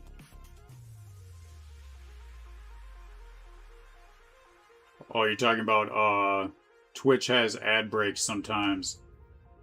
And I'm guessing you're talking about the stream, because I did just notice that Twitch sent me an email saying that I'm in some like new, I don't know what it's called, program maybe. I think basically what it says is that I got monetized in some way. So I'm guessing now it might be showing you ads, which I didn't even like tell it to do. It's probably just doing that automatically. And Freedom Dow was asking, can I get my thoughts on a program? I think I hear what you're saying, and I'm basically in the process of doing that through Obsidian. But maybe we're talking about something else. I'm not sure, like thoughts, like just general thoughts, or like thoughts in regards to like a certain thing.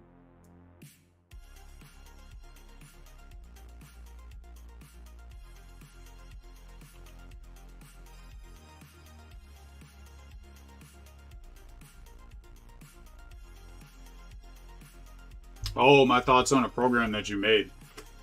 Definitely. You made an app. You were wondering if I could bounce the idea, or you could bounce the ideas.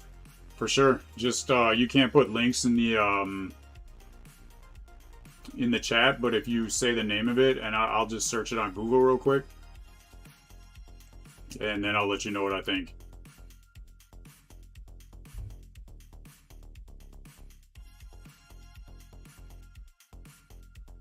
Road risk classifier using LLM. Just give me the name of because I don't click the links in the chat. I thought I had it set up so it wouldn't show links, but to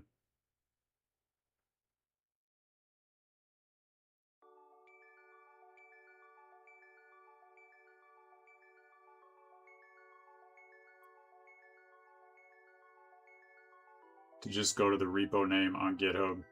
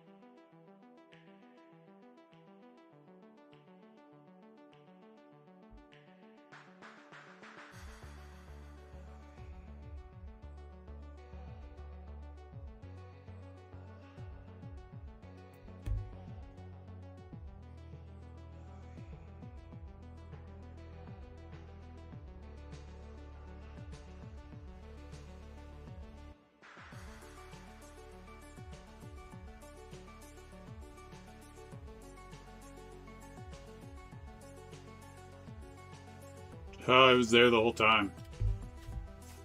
It wanted me to build like something else. I was like, I don't know. It seems like you had that info last week. So it was working right. All right.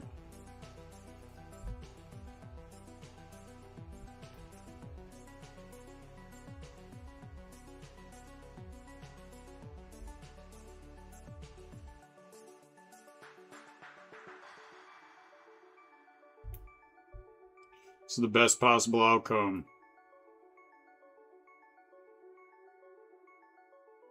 Nothing is broken, nothing's lost. It's set up right. Claude was just reading from the wrong file.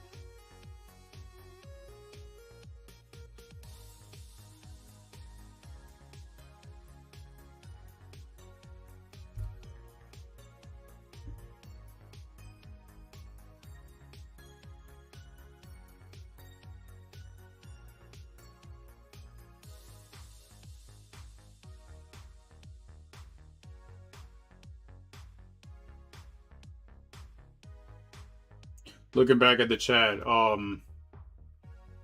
have to open up GitHub and check that out. And it's written with Flutter and Dart, so it can help, so it can ship on all the main operating systems using LLM plus some weird quantum entanglement stuff. Interesting. That is definitely super interesting. I'm always trying to learn about quantum physics.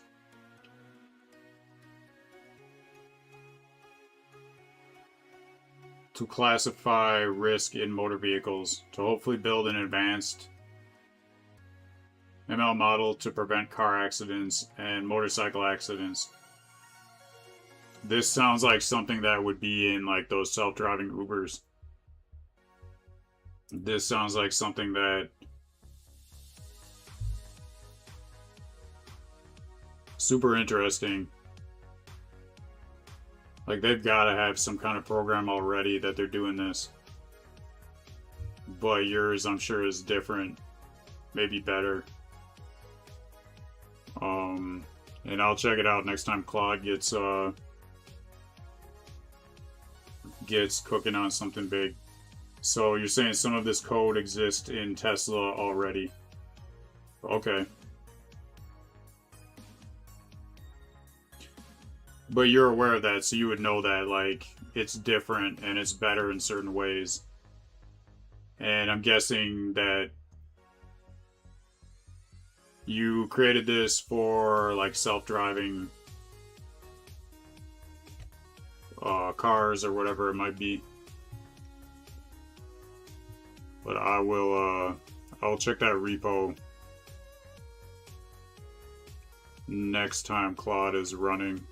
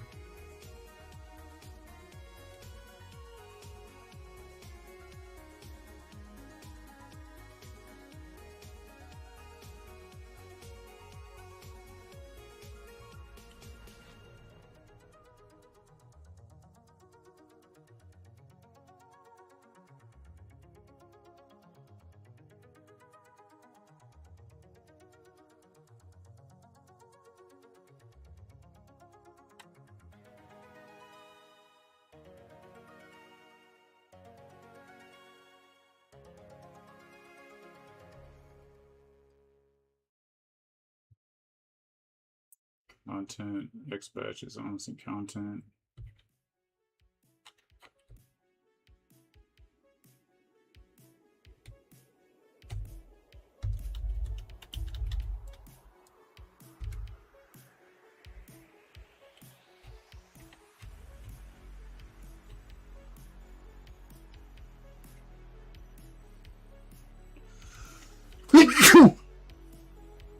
Yeah.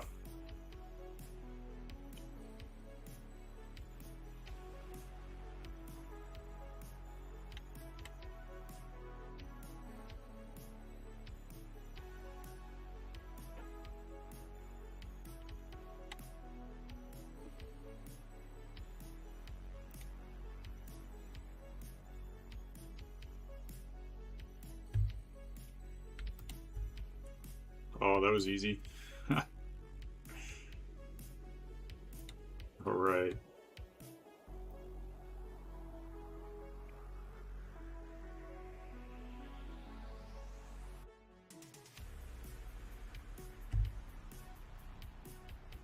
Thank you, C Films.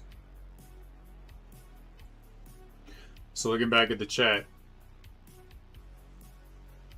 yours is Freedom Dow is saying yours is different than the Tesla code, is mainly for cybersecurity. Imagine attackers hacked a certain Tesla in a certain area, then started pumping bad poison data into the Tesla ML models. That's why I don't trust those things. Like I'm like, nah, I'm good. I will drive myself. I don't need to be the first one to experience some new bug or hack where the car just starts going 100 miles an hour for no reason.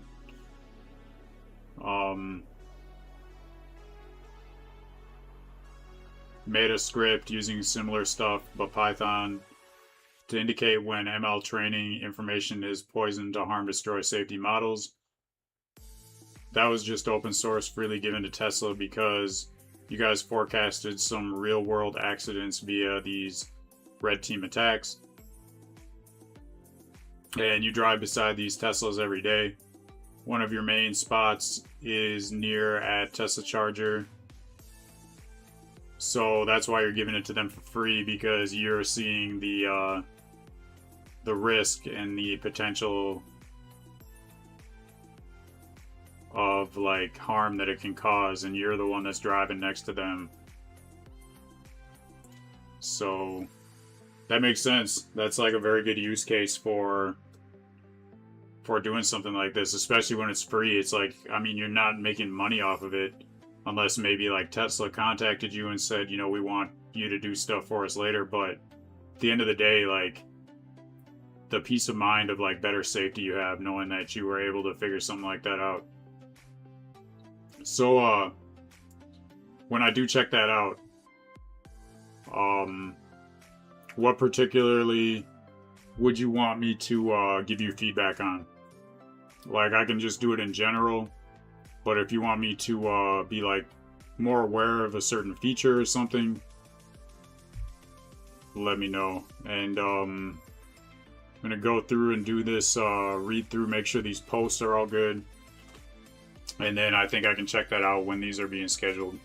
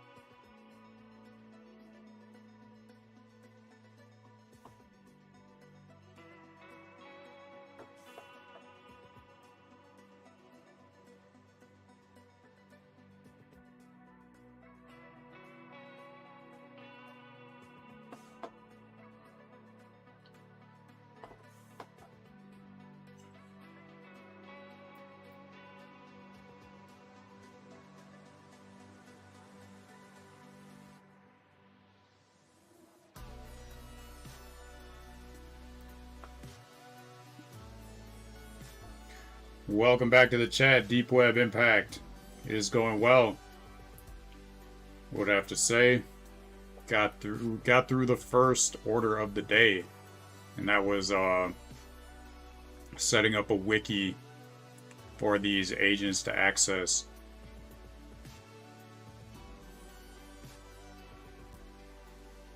Hope you're doing good too, and whatever you do.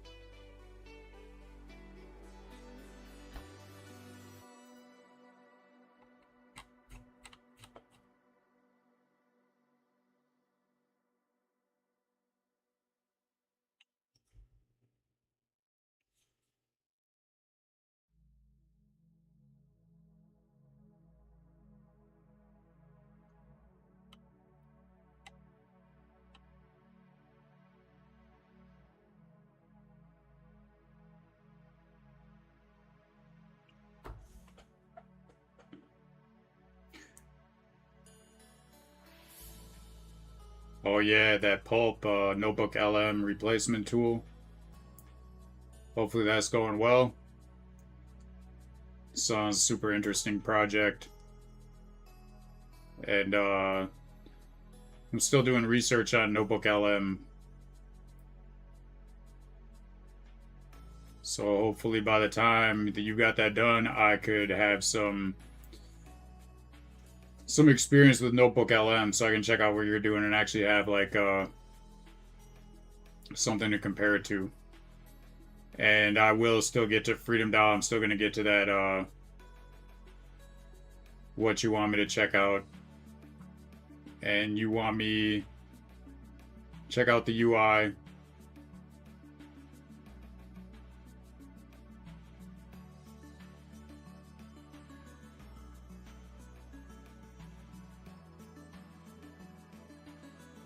So I'll check that out once I get to that.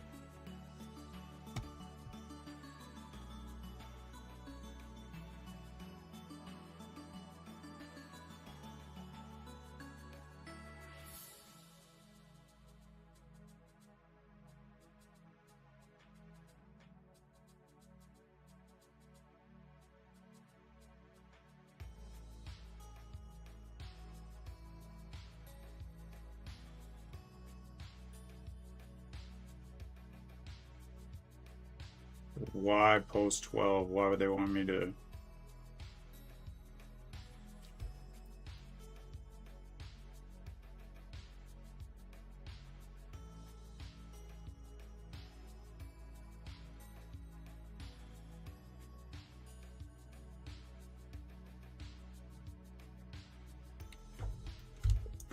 I think all of them sound very close to my voice, and nothing is really like that big of a deal that I would want to change it. But I'm gonna keep an eye on like that it gets closer to my voice over time, and I think that's gonna come from like me working with this more and sending it more of the videos that I create that I ad-lib to ingest the brand voice. Not sure why you're recommending to reshape post 12. If there's anything like that I don't understand, let me know.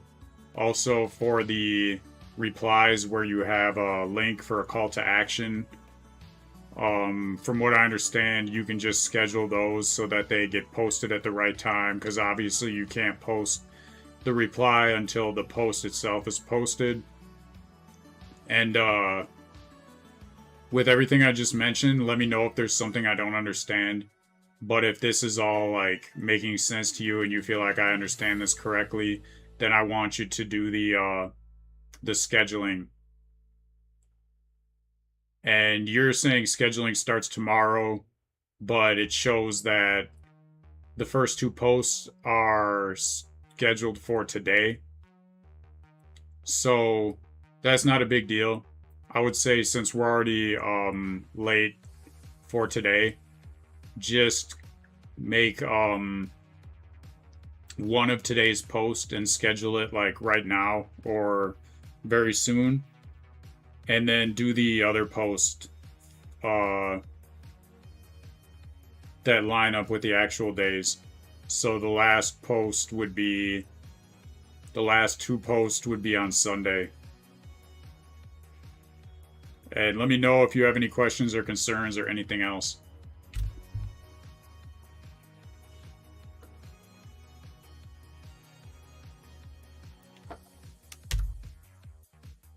All right.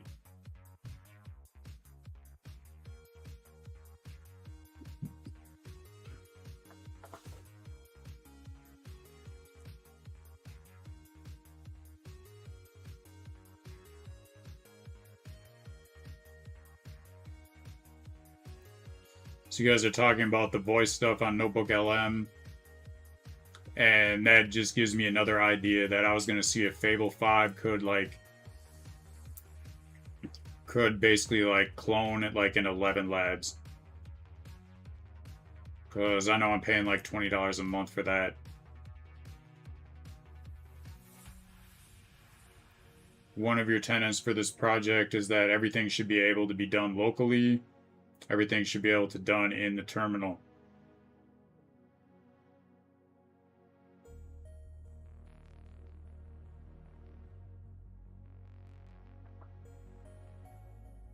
Notebook LM needs at least 20 gigabytes of VRAM. Interesting.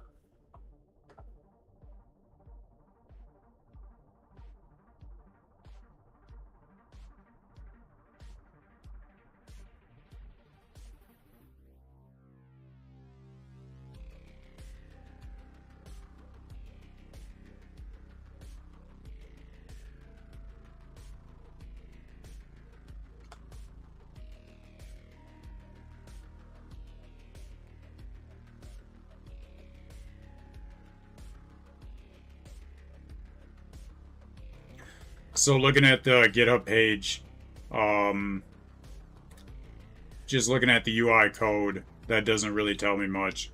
I don't know how to recode that well. I'm just not going to download or run unverified local repositories or scripts on my development machine for security reasons. But if you can get that posted up at a website where I can actually see it, then I'll let you know.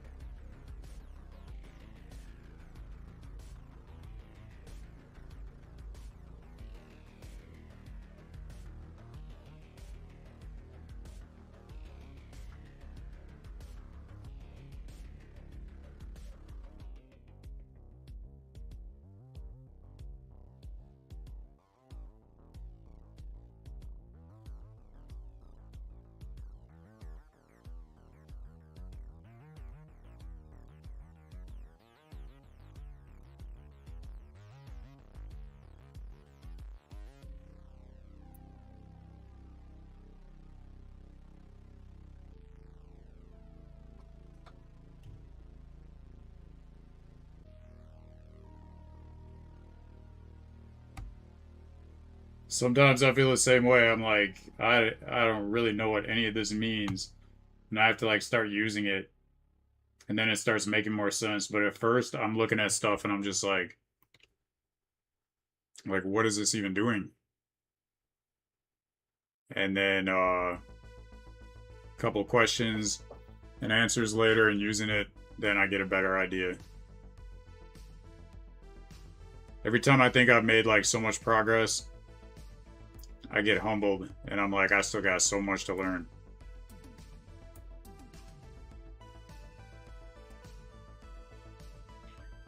It's like that saying, the saying goes, here you're saying a lot, but you're not saying much. But that's usually how I feel when I'm talking to Claude about something new. It like tells me a lot and is sounding really tech and smart. But then when I break it down what it's actually doing, it's like super simple. And they just explain it in a way that I do not understand it most times.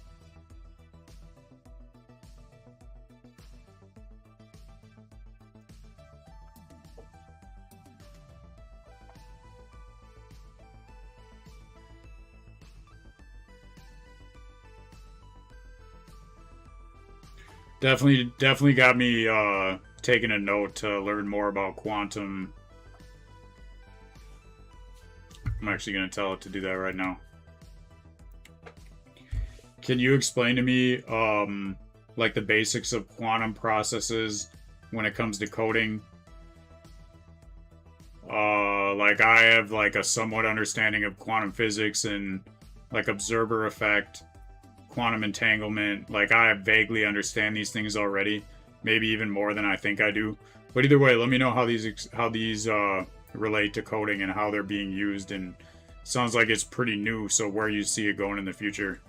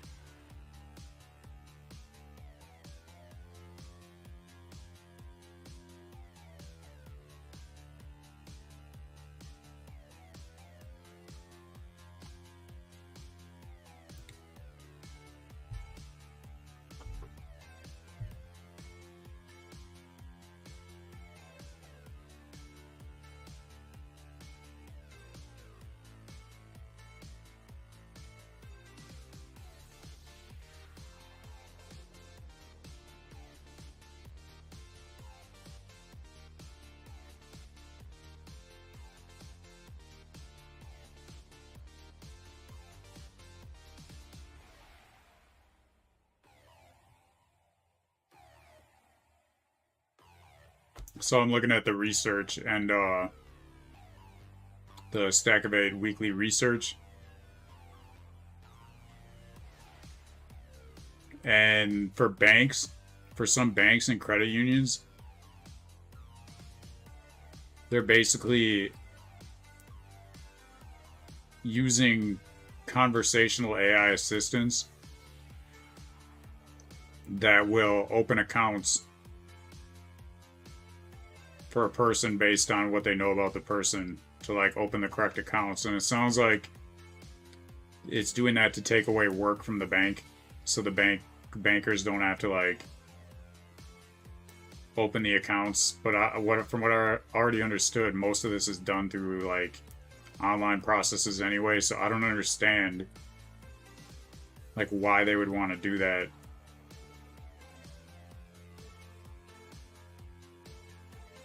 Because the main thing from what I learned last week from the research is that if AI makes a decision and does like some action with your money or your account, and it does something wrong, then it's like not the AI's fault, it's the user's fault. So for banks to like already have this kind of technology, if something goes wrong, then like you can't, like it would be your fault and then you would just lose your money.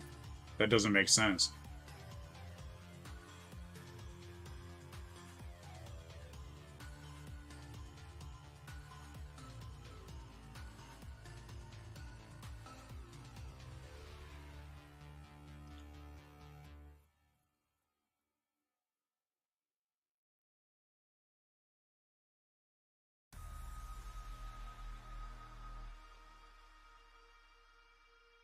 And a big part of this was guidance for Trump accounts.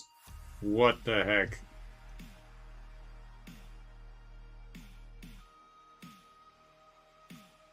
I do not feel good at all about having any money in an account that is called that.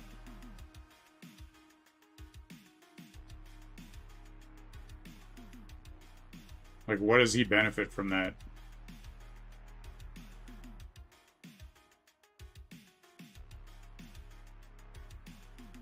And India is doing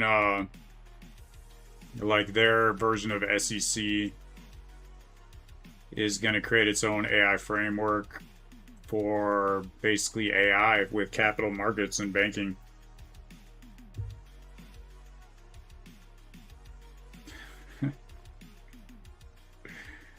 OCBC's avatar banking app deploys two AI avatars, Wendy and Wayne, that offer hyper-personalized wealth management services around the clock.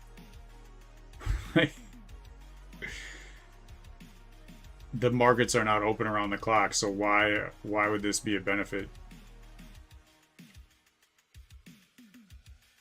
And OBCB simultaneously pledged to hire 600 new human advisors, signaling it views the avatars as a complement rather than a replacement. So they're like, we built two AI avatars, but don't worry, we're not gonna fire people. We actually are hiring 600 new advisors.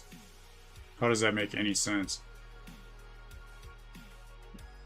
They're signaling it views avatars as a complement, but the product is explicitly framed as wealth management, not financial education. But it looks like financial education from the way they framed it. Right, it provides personalized wealth management guidance to individual customers in real time. The kind of service a registered advisor typically delivers. So these banks are really pushing the lines in a way that I would not do, but I do not have bank lawyer money. And something tells me that in the USA, that if something goes wrong, the banks are going to get a pass. And if it affects any individual people's accounts, they're going to be screwed. And they're going to end up like losing money in most cases. And if anybody tries to sue the bank, I think that from what it sounds like, is these banks probably know that they're good, and that's why they're pushing it like this. Is like they'll be able to get away with it. They're not going to have any, any repercussions. They're going to get saved. They're going to get bailed out. The user is going to be the one that's going to take all the fall for anything that goes wrong. This is definitely like what I'm seeing. And these banks are really pushing this stuff out a lot quicker timeline than I originally thought. So, looking back at the chat, AI can do quite amazing work on trading. And I'm in the process of building out some AI trading bots. I've already kind of built some out a long time ago. Sounds like AI does a lot better with probability markets, like can't remember the name of the Polymarket. Does a lot better on that than it does with actual trading. But it's getting better slowly. Some people say that they've had good success with it. And Freedom Dow is saying the idea of a Trump account was good because companies can donate shares to it, and it adds stability. Okay, I don't know that much about it yet. This is pretty new to me. I'm gonna actually look this up more.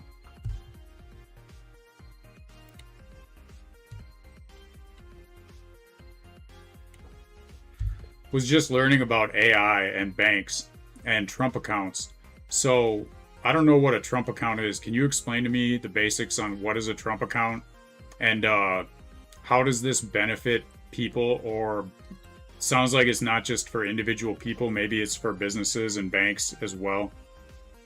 So how does this benefit people, and how does it benefit banks? How does it benefit anyone who uses it? And that being said, this is going into new regulations that are coming out that, from what I understand, it makes it so the, if AI gives somebody bad advice or, takes an action on their behalf that maybe loses them money or has some kind of consequence, the AI is not at fault. So from what I understand, the bank is not at fault. So the user would just have to bear all responsibilities. Am I understanding this all correctly?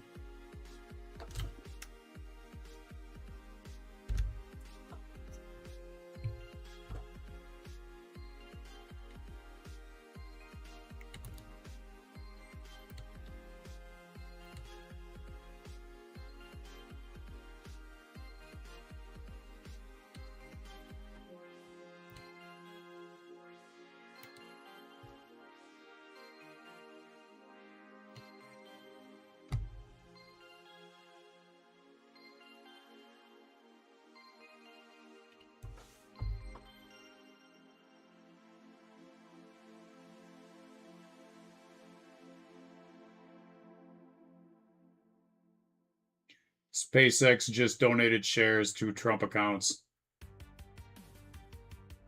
And they're going to be starting Trump accounts for normal people, not just children. And this is all looking back at the chat.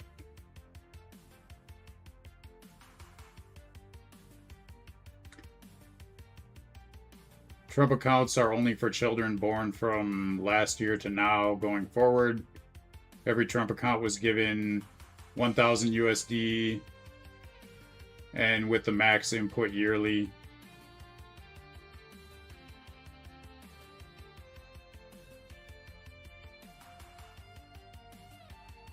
$5K a year, they estimated around 250,000 USD by the time a child is an adult.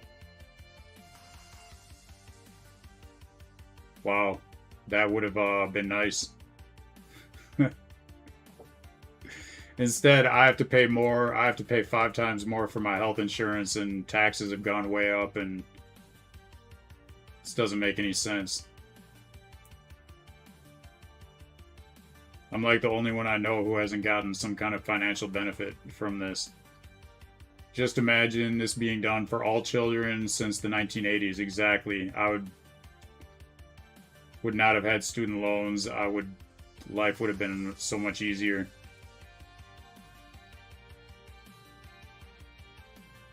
And like, how much does this cost? I mean, is this not like just the same handouts? Like how, but they take away food from like, this doesn't make sense.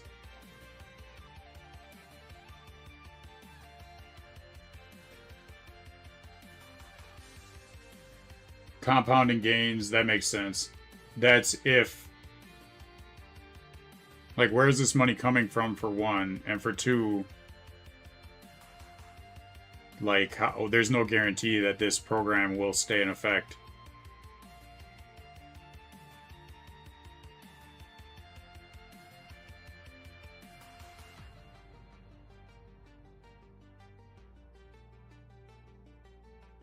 It also allows all children to instantly be connected to wealth markets, and it costs the taxpayer nothing. Okay, that's good to know. It is working on donations from companies right now and wealthy people. Donations from the giga wealthy.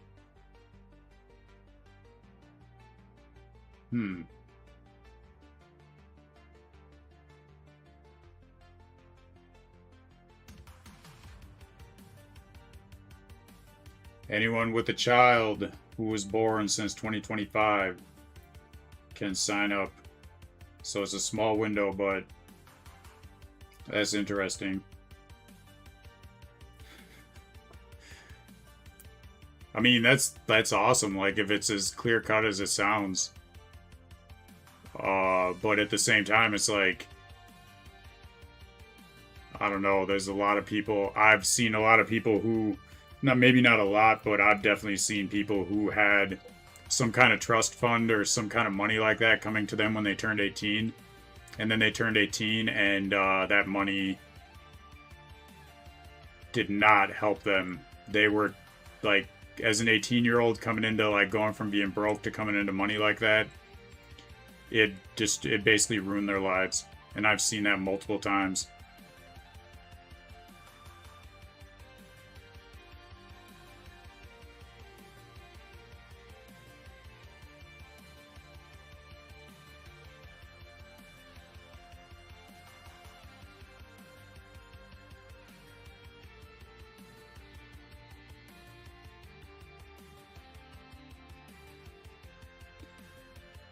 And Deep Web, it sounds like this is an actual thing.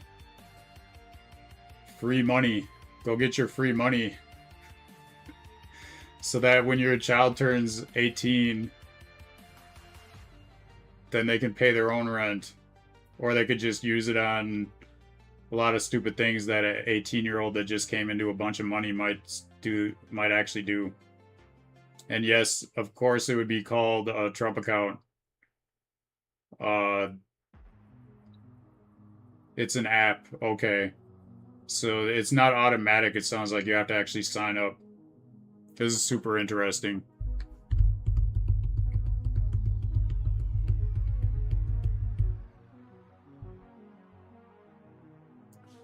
Oh, I think they thought I said trust accounts. No, I'm talking about Trump. So I was not talking about trust accounts. I'm talking about a Trump account. And I'm starting to learn more about this from the chat. From what the chat is saying, that in a Trump account, the government does not, like, our tax dollars as citizens do not go to fund this. It's just like ultra wealthy people and companies that are donating to it. And they expect that by the time a child is 18, that they would have about $250,000 in that account, that they would just be able to access all of it when they turn 18. So help me understand this, because from what this sounds like to me, you know, it's not actually the best idea to give an 18-year-old $250,000 that they can just use however they want to use. But help me understand this better.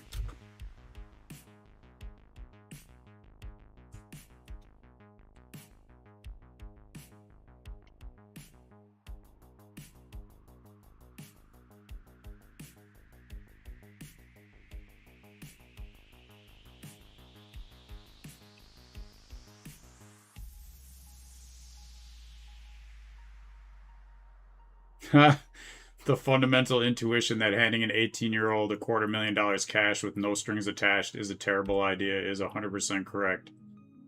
So fortunately, the architects of the law anticipated that exact problem.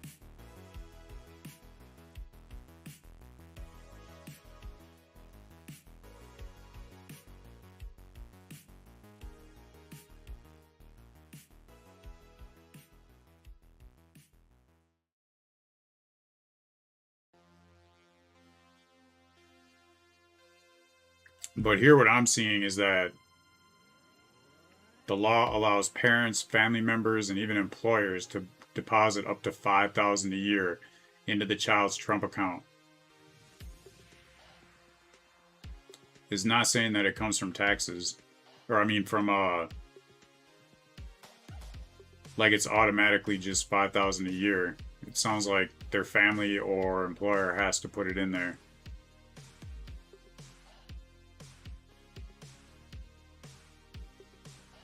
Maybe there's just like tax benefits to like the family. It's like a gift or something.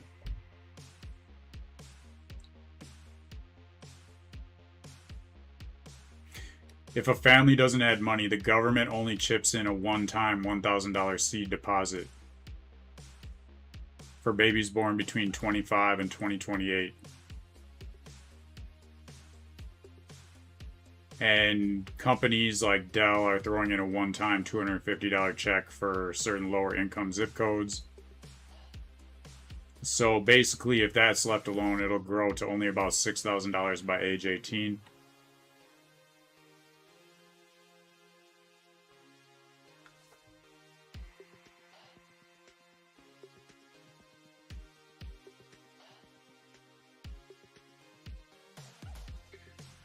That is definitely. I will ask who donated this money.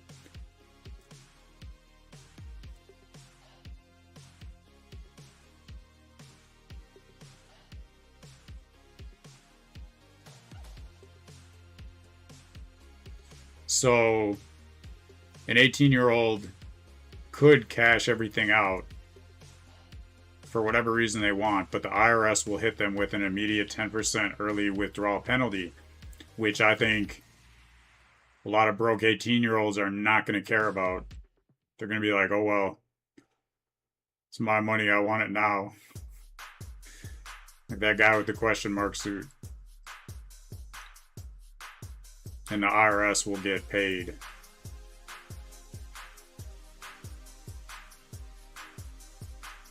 Unless they're using very specific wealth building milestones. Down payment for a first time home purchase. Yeah, right. Like, by that time, I have a feeling homes are going to be like minimum $1 million.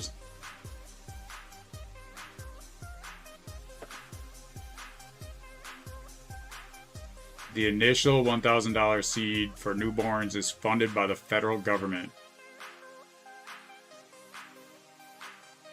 Critics argue this is a taxpayer subsidy for families who might already be wealthy.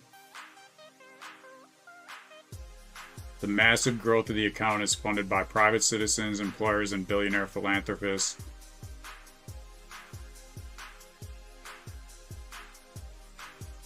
Which counts for the $250 deposit for kids of middle to low income neighborhoods.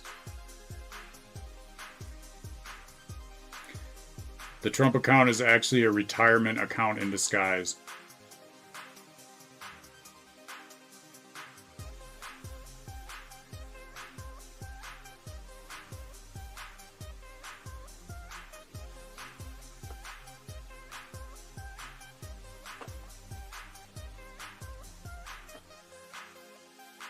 Definitely, I hear what you're saying. The idea is compounding interest.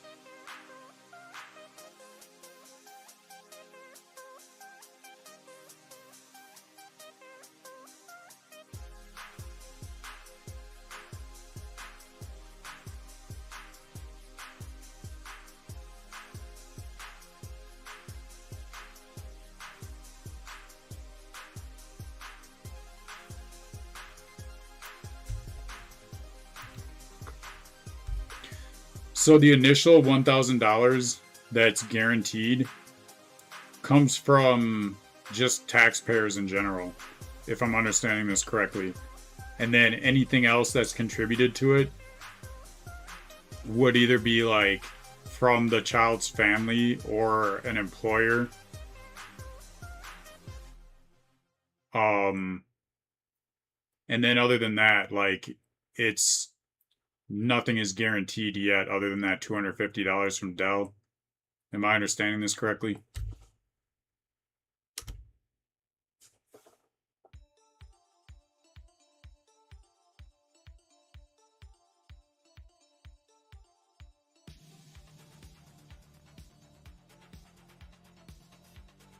So the $1,000 that's going to every child is coming out of U.S. taxpayers' money. That's our taxes that go to pay for this. The money is distributed by the U.S. Treasury Department. It's only guaranteed for a specific window of children.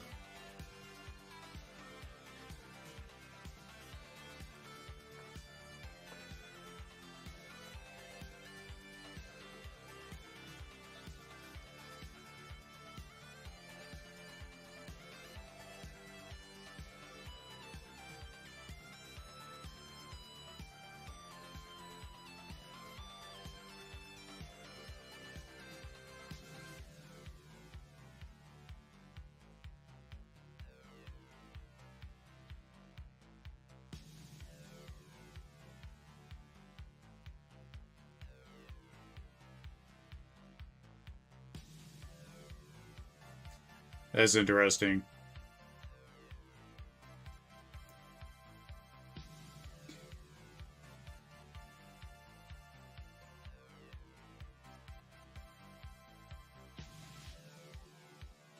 So you're saying it's a genius finance trick to keep kids into the markets for the entire lives, and that couple in history through the compound interest.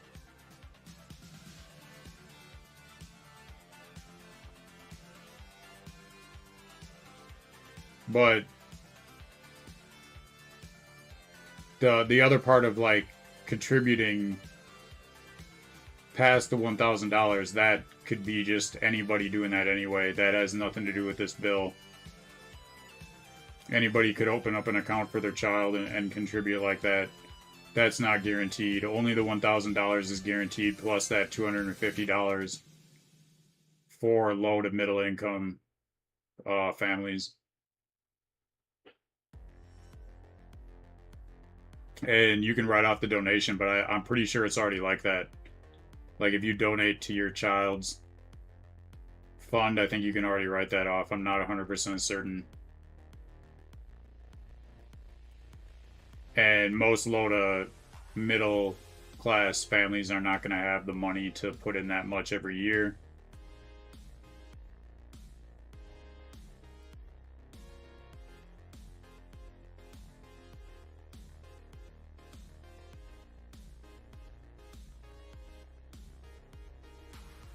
And SpaceX, so the AI is not catching up on everything.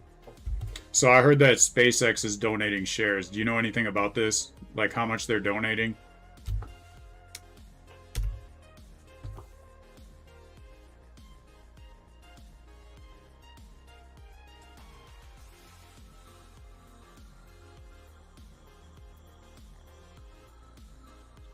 $2 million shares of SpaceX stock.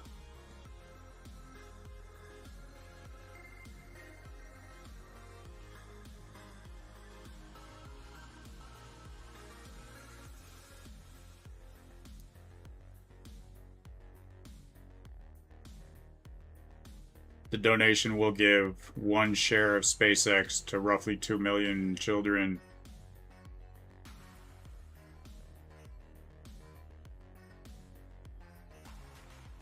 But this one's targeted at kids age 11 to 17, so that doesn't make sense.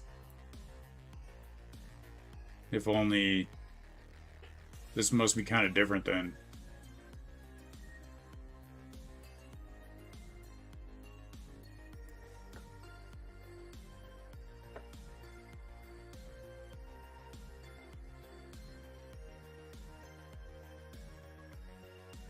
And it sounds like maybe they didn't have a choice.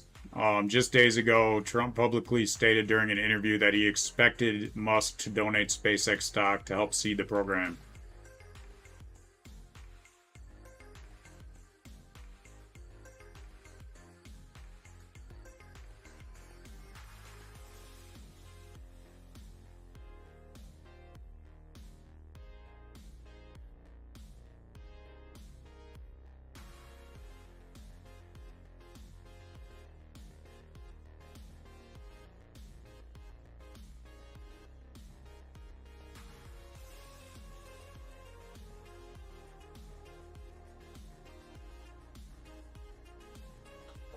So it sounds like the majority of the people in this program are just going to get that $1,000 plus.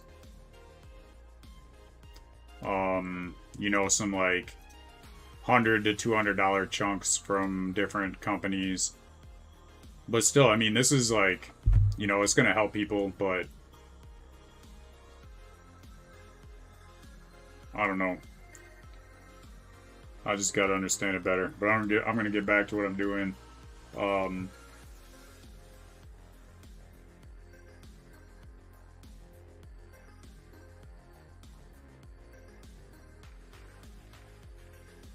Isn't this corruption that where someone passes a law that enriches their friend Elon?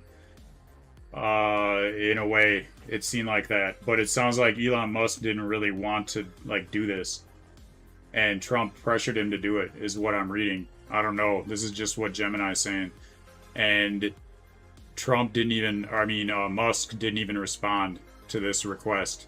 It was people under Musk that are running SpaceX that are giving it away from their own personal shares. But Musk himself like didn't even respond. Like he doesn't want to have anything to do with it. But they still did it.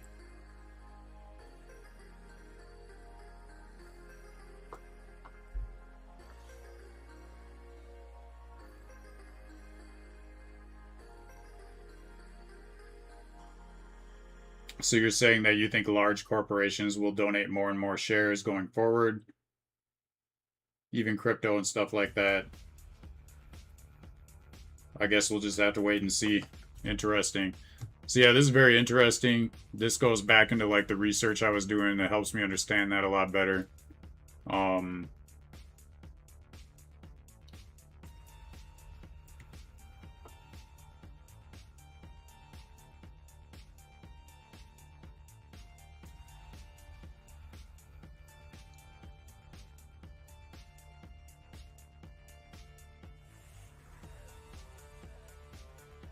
The main thing that like brought me to that was that the way the SEC, the way that regulations are set up right now is that if AI makes a mistake, neither it or the bank is responsible.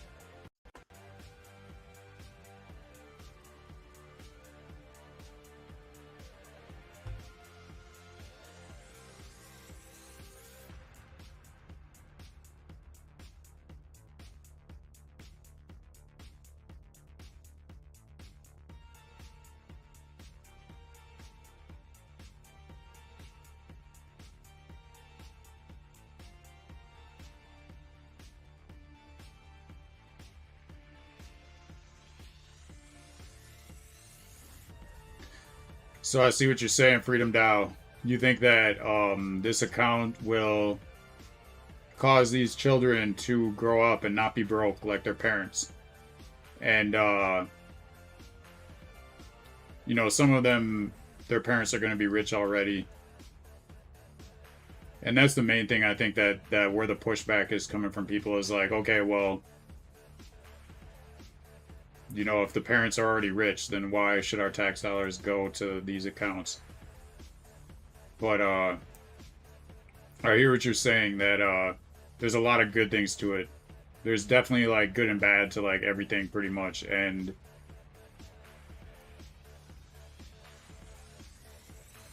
it's going to be in like, you know, S&P 500, really safe investments. So like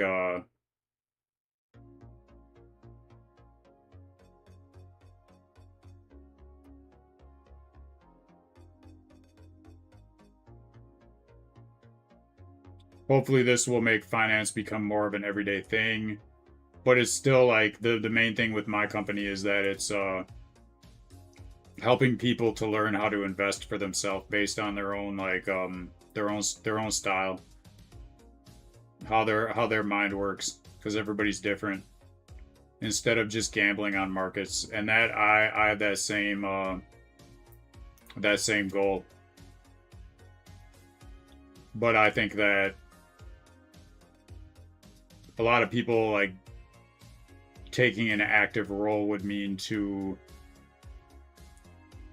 you know, not just invest in like, you know, just set it and forget it random stuff. Like they would actually get better at this over time. And you're saying even a degen trader with AI, it's kind of easy.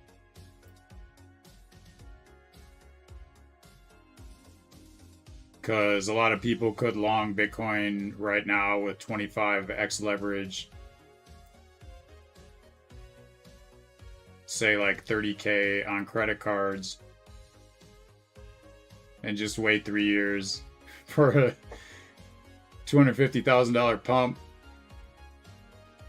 Or it could have a I guess that would be 4% downside, and then they would lose that money on credit card, and then they would owe about like 25 to 30% interest on that $30,000 to the credit card company.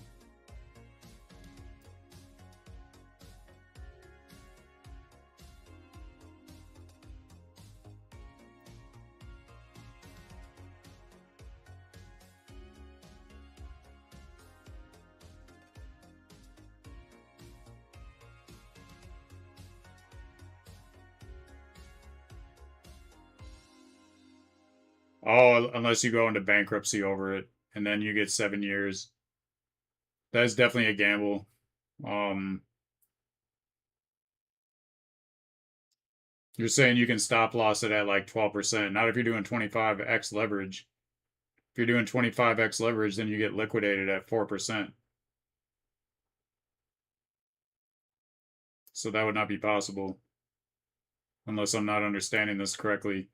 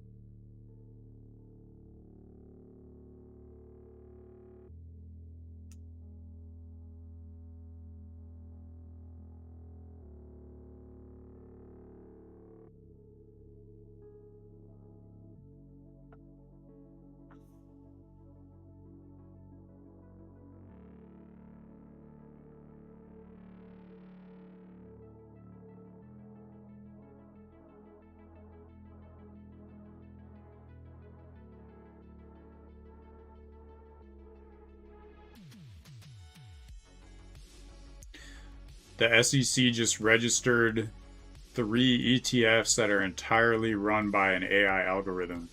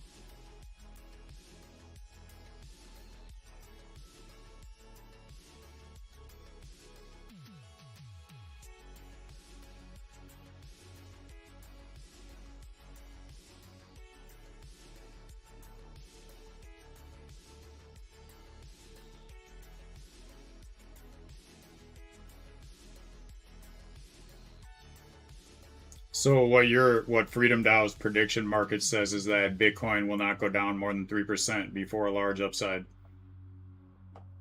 Nothing is for sure. There's no rules to this investing game. It's like, how much do you want to risk on that? You know, to some people, 30K is really nothing. But I think to a lot of people, 30K bill on a credit card with like 25 to 30% interest is a big deal. But I think what you're saying though is like probably one of the better risks that you could probably be taking as far as like risk reward goes right now.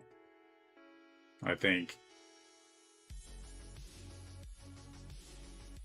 the upside is definitely way bigger than the downside.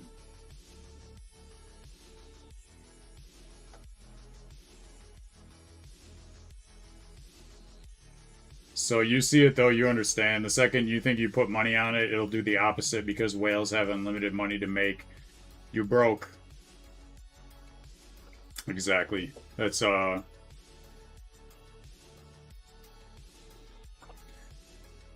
the whales are the whales. They will stop you out just to stop you out, and the next day it will be up like 5% profit on where you originally were if you hadn't got stopped out.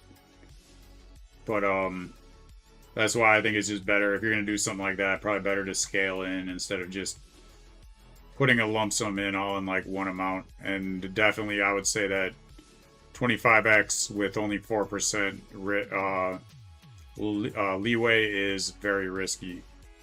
But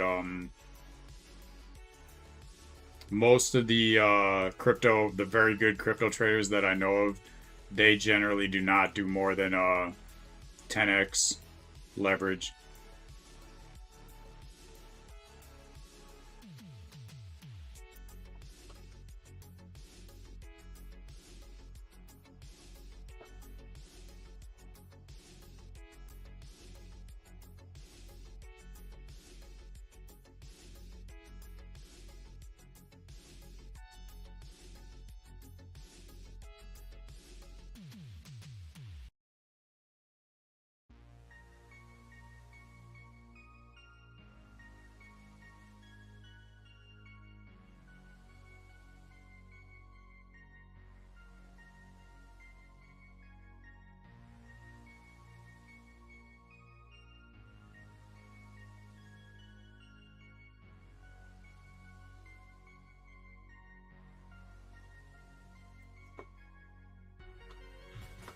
That was a good report.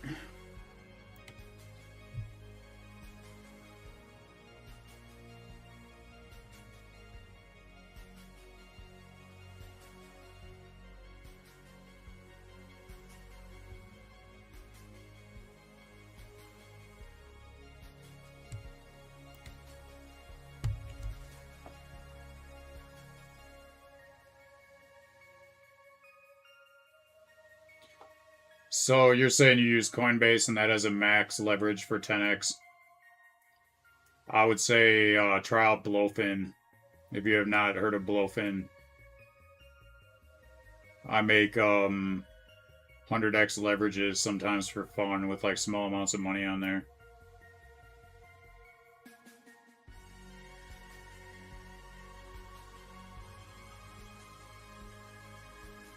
And you're saying if you're full degen, like waste 30K on a stupid sports car or something with debt, better off to throw degen money into Bitcoin leverage on Coinbase. Just do 5x with 5K and you'll make enough. Definitely, you don't have to that 25x is like super risky. And if you're a degen, you're probably going to lose that because you're not going to understand it. But still, I mean, at the end of the day, compared to what a lot of people do, like sports cars and stuff, like that's like a liability.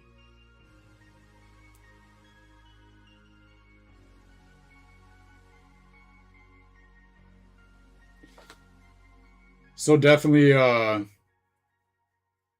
can just think of all the people, even last cycle, that I was telling to get into Bitcoin back when it was down, like, you know, what was that? Like the bottom was around, like, I think 20K, a little lower even. And so many people did not take my advice until Bitcoin was way up. And then they're like, oh, I should have done that, like, after it went up. And then they started buying. But that's like normal degen is like when it's really low, they won't buy and they won't listen to anybody. And then the same people were coming back to me after like it went up like, you know, from like 20K to like, I think it went up to like, I think like 70K and then went back down to like 60K. And they were all telling me, oh yeah, it's like you're telling us to buy Bitcoin and it's going down. I just saw in the news Bitcoins went way down. And I'm like, I mean, the stock market's gone up like 20% if you're invested in the S&P 500 over the past year. Bitcoin's gone up like 300% and it's gone down like maybe like 15 to 20%. And the news is making it sound like it's like you would have lost money, but you'd still be up like 10 times more than if you invested in the S&P 500.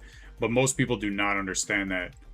They just go off of like what the news is saying, and the news is hyping everything up to where like every like drop down is like some huge crash, and every 5% move up is like, oh, it's the next bull run has started and it's going to go up another 1,000% over the next year. And so many people fall into that hype trap.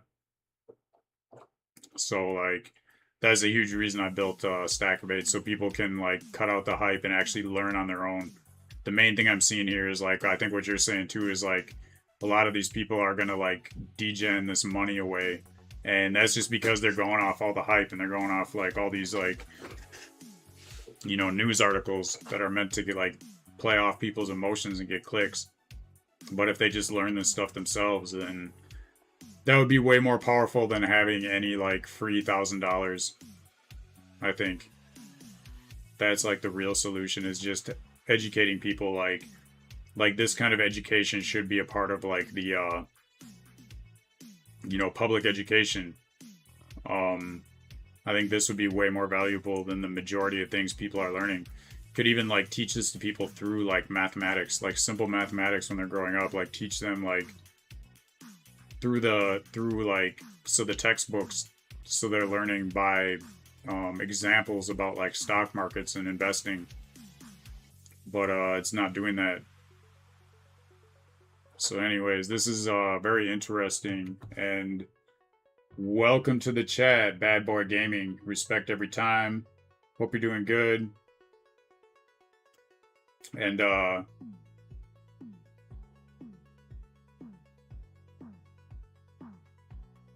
you're saying if you're trading, Freedom Dow is saying if you're trading off algos and not news, you'll be very successful. Probably, and probably way more than news. And C. Phillips stock analysis is coming along well.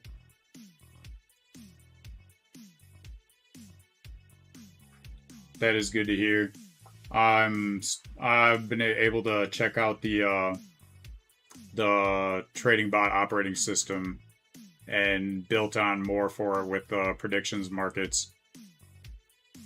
there's still a ton of work I need to do on it, but it's coming along. I'd say well so far, and I'll make sure to feature it again on the live stream once it's working better and I understand it better, and I can share what I'm finding out from it. But definitely, like, this is the most in my lifetime of covering finance and just learning about it. These past few months have been like the most changes I've ever seen by far.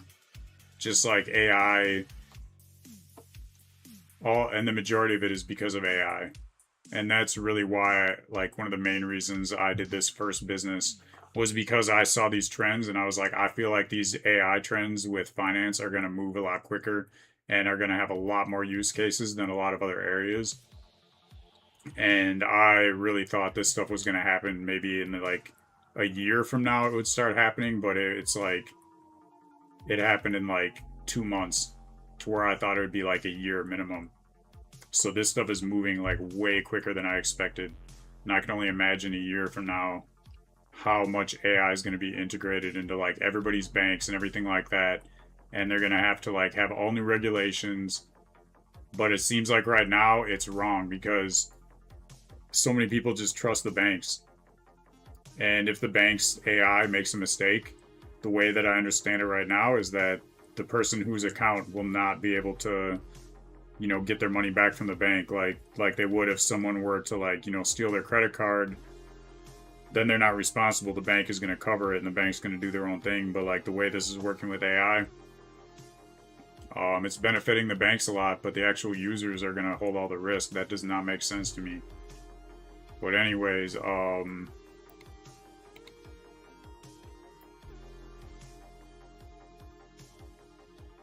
so I got those expos scheduled.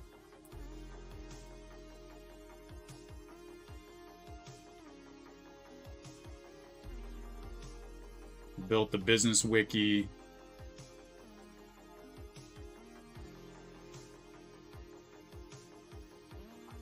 Looked into that new agent, where it was saving everything. There was an issue with that. Or not where it was saving everything, but how Claude accessed it, that it didn't see it.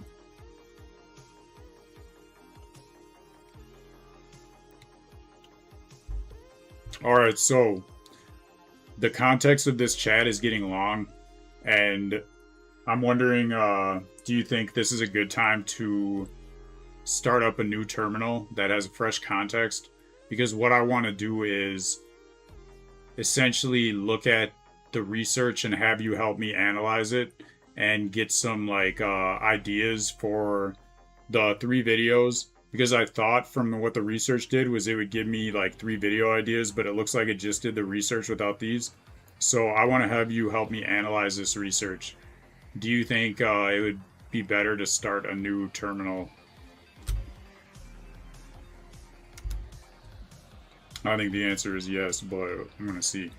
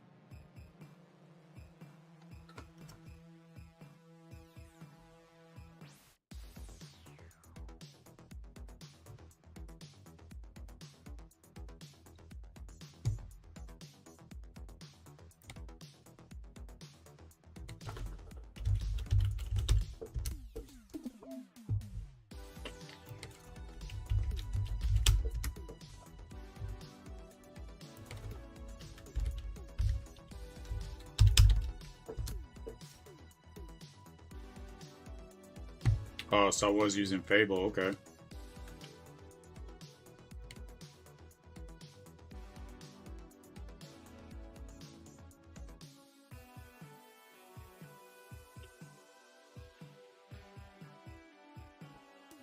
I definitely don't need Fable for this task, so let me change the model.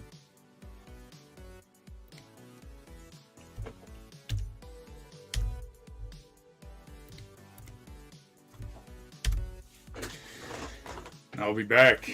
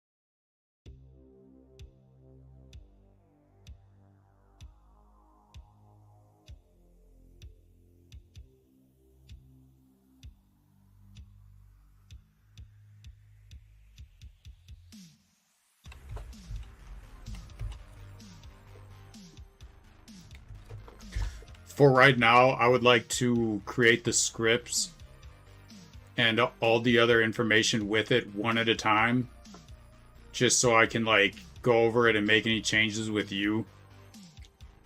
I want to do the first one for idea number 1, and I see some overlap with the idea I did last week,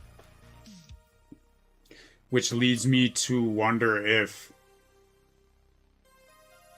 these ideas are being logged in Supabase in the database so that you're aware of what you did last week, so you're not going to do any ideas that are very similar or exactly similar that you've done before. That being said, too, it makes me wonder about the entire agent setup. So from what I understand, Agent 1 is just doing the research. So this could be like Agent 2 is going to take that research and then create these ideas. And then it would probably make sense that another agent would be doing the script. Help me understand all these things. And once I understand how this setup works better, then we can go into creating everything that we need for the first video for idea number 1.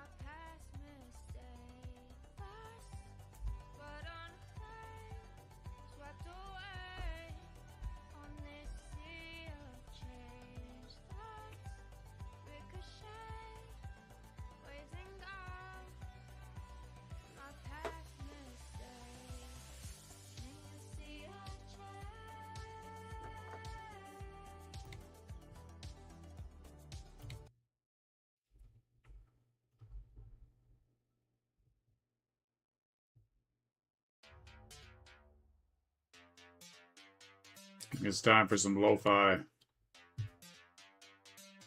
There we go.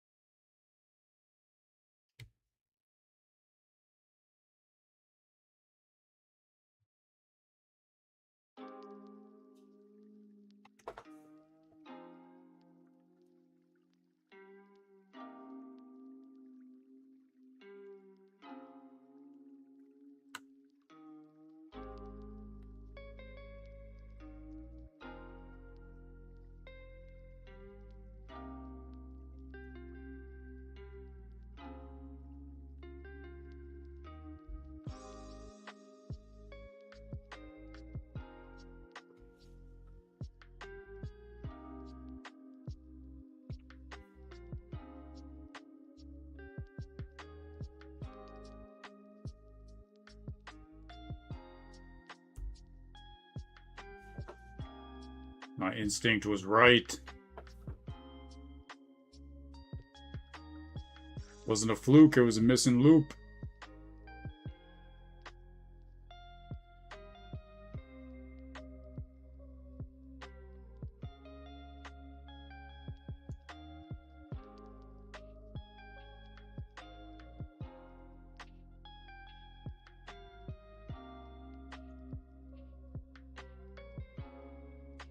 But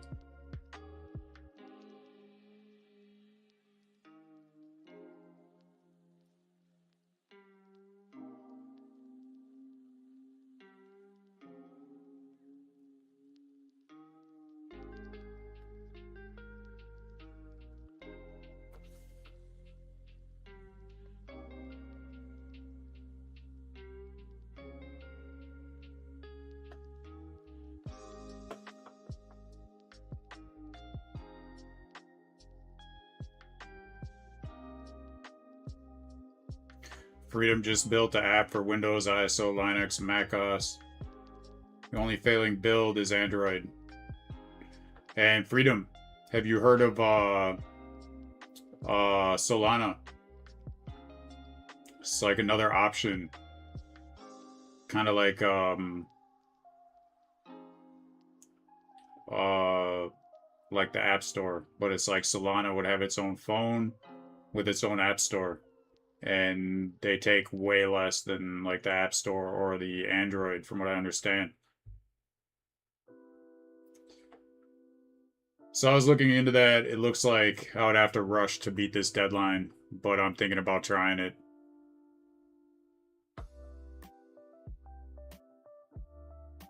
Probably would have had it done by now, but Fable 5, with its limited time, it's got me using Fable 5 as much as I can. But I'm definitely like interested in finding out what's going on with this Solana App Store.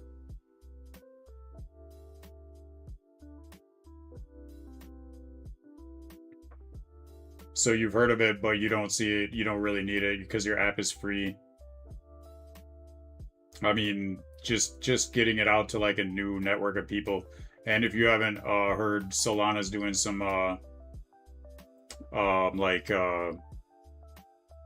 giveaways and grants, I guess, to people that are like the first like this first wave of people to publish on their store. So there might be some like benefits that maybe you don't know about, but just thought I'd bring that up.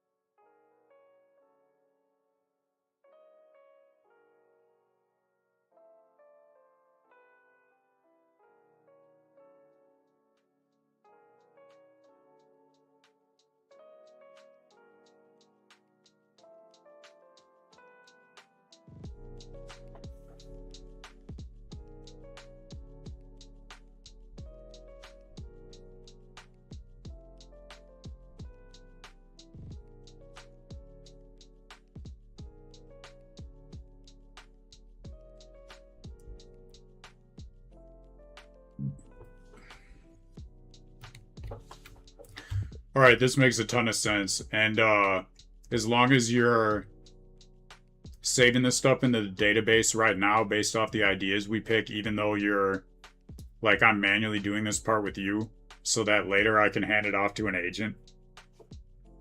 And you're asking me about the ways you can take idea number one, and I would have to say it's a blend. Definitely the loophole angle that you recommend, I think, should be the main part. And like the way I want it to be combined is something I think you should basically like cook into every video idea, is that there should be some like tie into how how it relates to Stackivate. Mainly on the fact that Stackivate is about showing people their, individual style and helping people get better over time. So, like, it's pretty clear here that it's about, like, AI is going to be doing everything for everybody. And they're not going to, like, it's not going to require them to, like, make any decisions.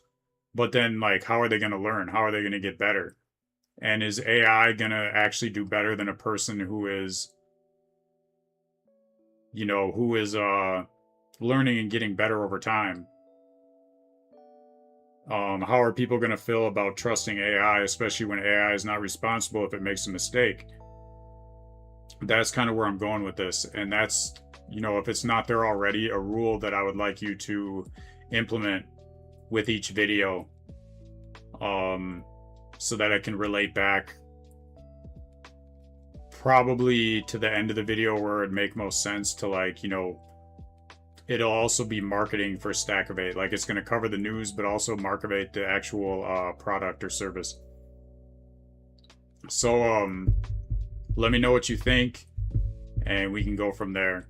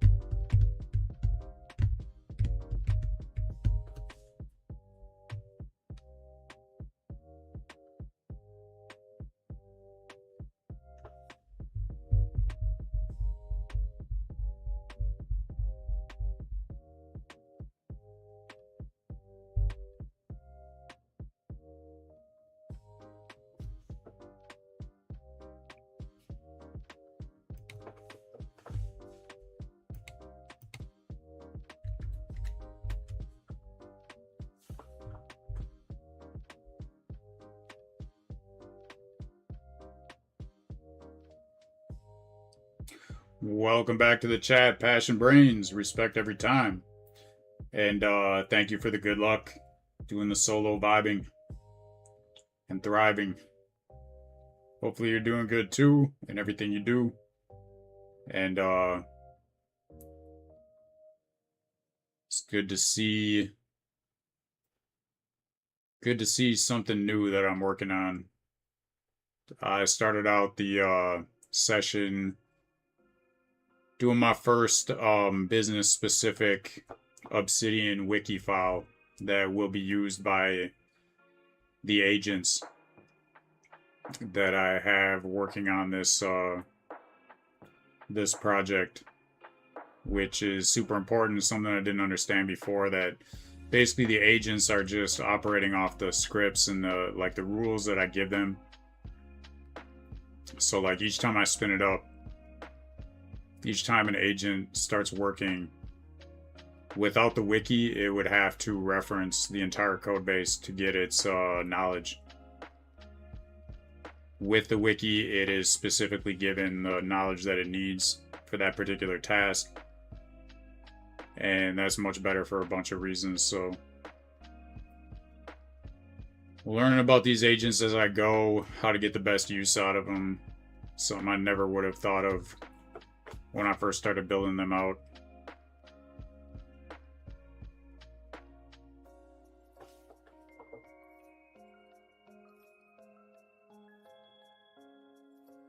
So your morning starts with a voice agent teaching what to do with chat people. Not really sure what that means, but it sounds interesting. Sounds like a voice agent, like it's just talking to you, telling you what to do. I just don't understand the chat people part. And RAG data work and thinking about chat agents, SaaS building. Sounds very similar to what I'm doing. So then, welcome back, Chronicle. Respect every time. You're asking, what is this graph? Tool code. Not sure what graph you're talking about.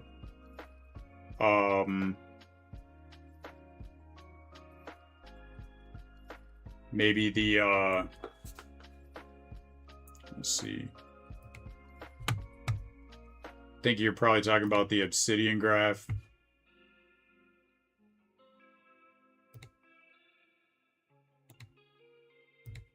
I don't have that up on the screen anymore. But if that's what you're talking about, obsidian graph is part of the wiki. Carpathy style of memory and agents getting better.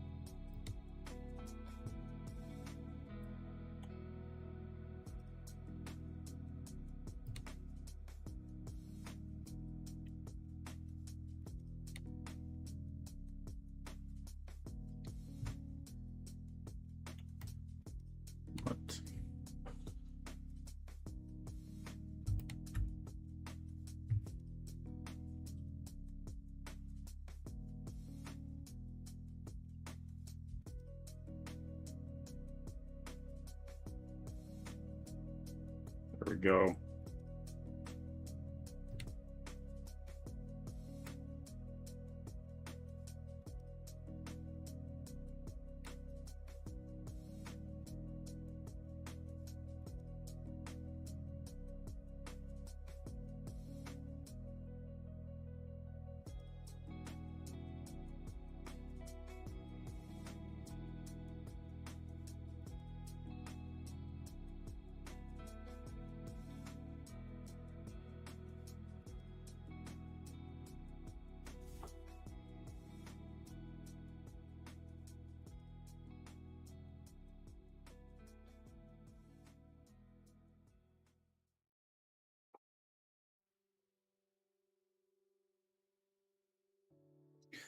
Looking back at the chat, the trading bot is not ready yet. I am still working with it. I built on more with the prediction market stuff, and basically, like, it looks like right now I just have to kind of let it run and get data. And over time, it will find better results. But it's still like way too early for me to be putting real money down. I need to just let it run, let it try out the different agents, the different bots, and get like a better read over time to what's working and what's not working. So I will definitely keep you guys updated when I get to the next step for that. But for right now, the foundation's there. It's working. It just needs to like run and get data.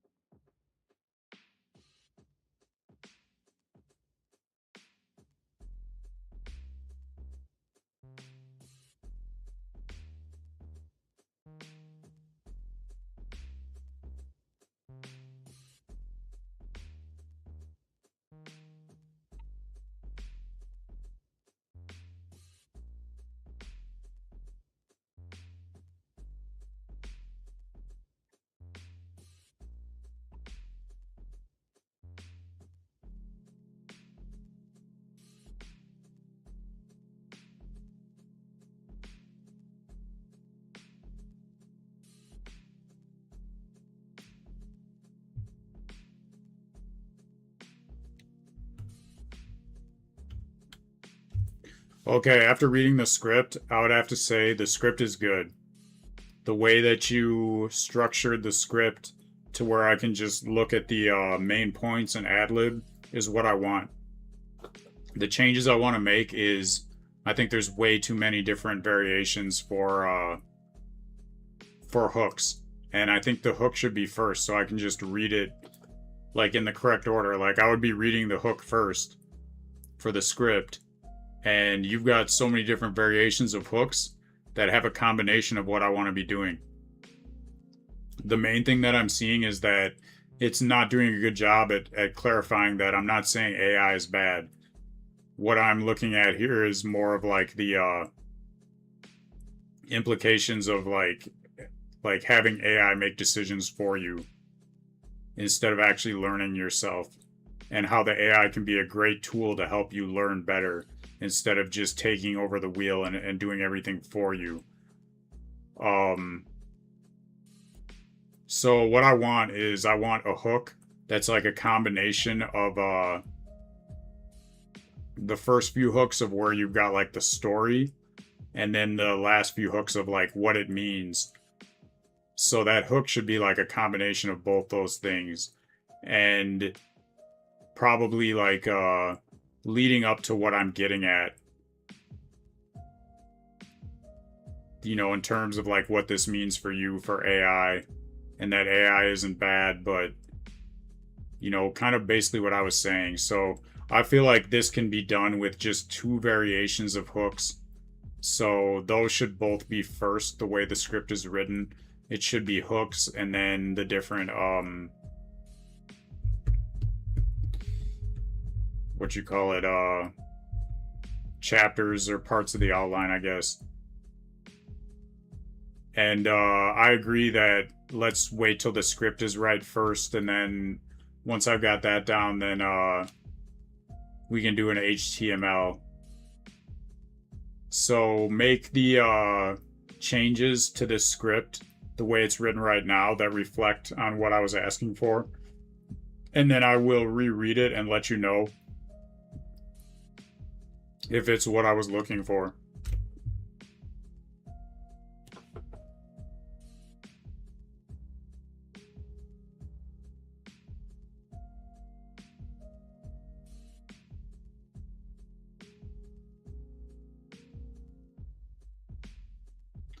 And when you want me to make judgment calls off of some of the decisions you've made, I agree that you're keeping the OC, BC, and MX as evidence, not villains. I don't want to cast judgment on anything here. I guess I'm kind of doing that on the part that, you know, who's responsible. But the way I look at it is it's not really casting judgment. It's just like bringing it into whoever is consuming this content into their awareness, and let them be the ones to cast the judgment if that's what they want to do.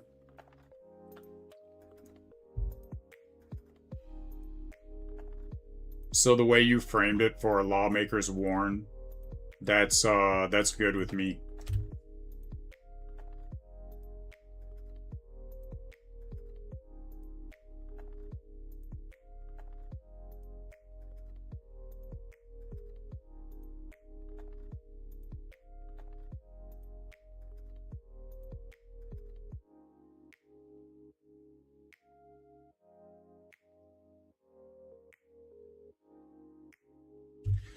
I think that everything sounds a lot like me right now, and I'm just not going to nitpick that because it'll get better when I'm ad-libbing and then ingesting the video so that you can basically get the text from it to build up that brand voice over time.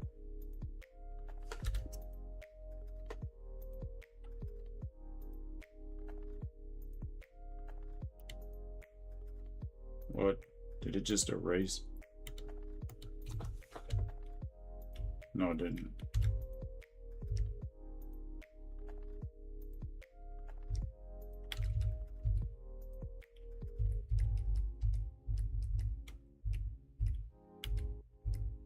That's weird. I've never seen it do that before. That's right. All right.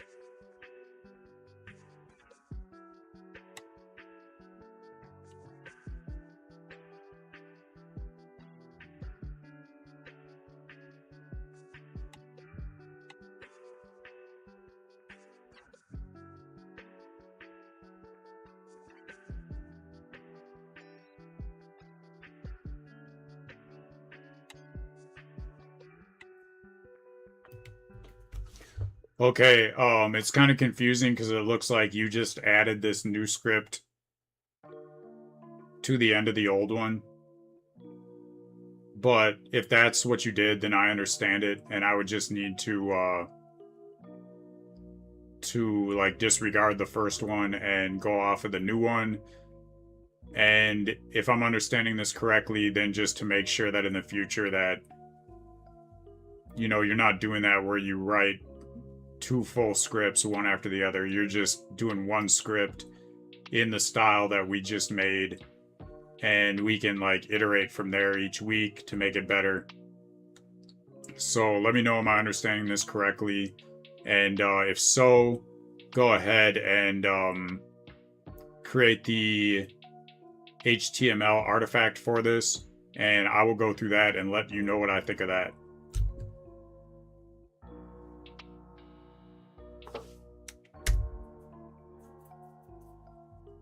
So looking back at the chat,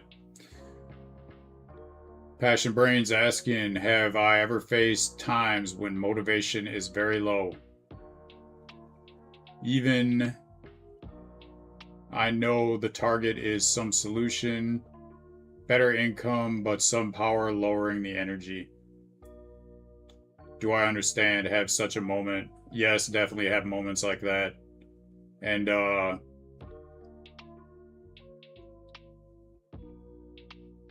I think that you're right, that in a way you kind of answered your own question.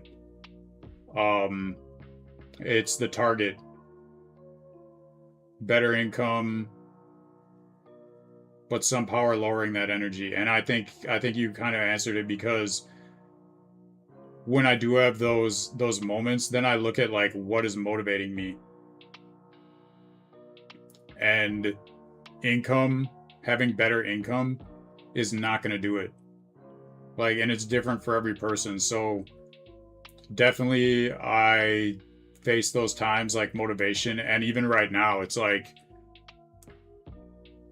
I feel like I was really like my main motivation from the start was just to be able to do this stuff, to learn it. Like, it was a challenge to myself. Like, I want to learn how to like use these tools, use them right, and work with these agents. And now it's like I learned this stuff. So that was like a main source of motivation for me. And the more that I do things, the better I understand myself. Like, money is not a very good motivator for me. The journey of building this business is like a much better motivation for me. So I was looking at it like, okay, like I got to day 100 of doing this challenge. And what I found is that like, I did it. Like I basically like, I feel like I'm very good at understanding like how to build things and how to use AI to build and what's possible. So it was a good time to take a break. Took a few days off and kind of reassessed where I'm at. And basically like the money is not, making $1 million is not a strong motivator. That's just kind of like a metric for measuring business success. Is the money, how much money I'm making, because if the business isn't making money, then it's not a successful business. But money is not going to motivate me. Providing value and the journey and having like, what do I want out of this journey? It's more like the lifestyle that comes with it. So I think the best way to answer what you're saying is like, with anything, especially a longer task or a longer process like this, I have to like go throughout the process and reset my motivation. Because like my first thing that motivated me, like I already did that. The money for me, some people, the money is like more than enough motivation. But for me, it's like, money is like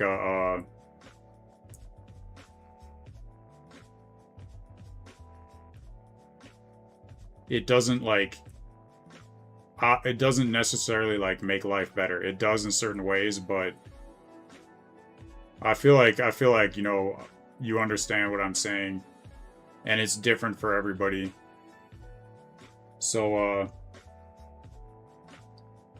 I could probably like keep going on and on about this, but if there's anything more specific you'd want to know, feel free to ask.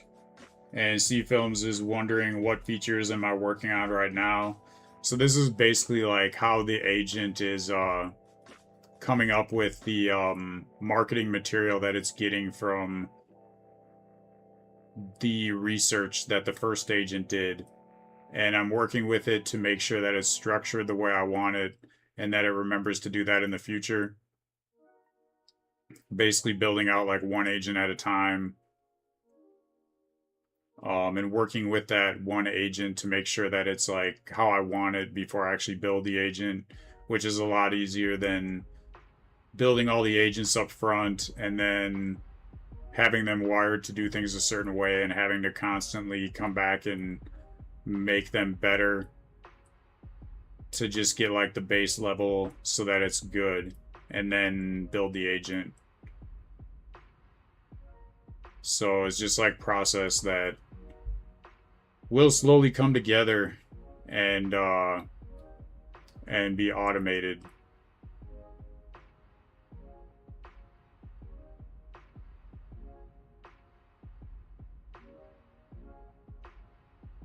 So I can check out this deck that it just made.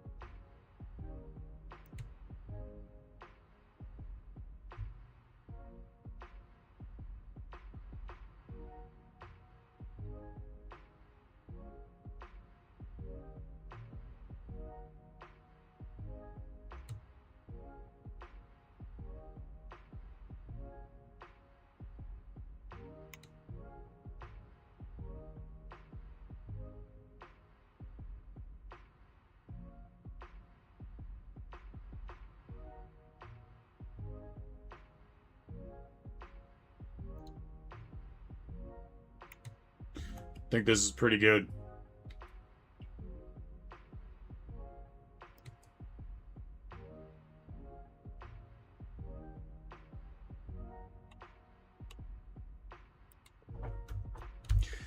I think that artifact is good. There's nothing with the content of it that I would change. Maybe just making the design a little bit better.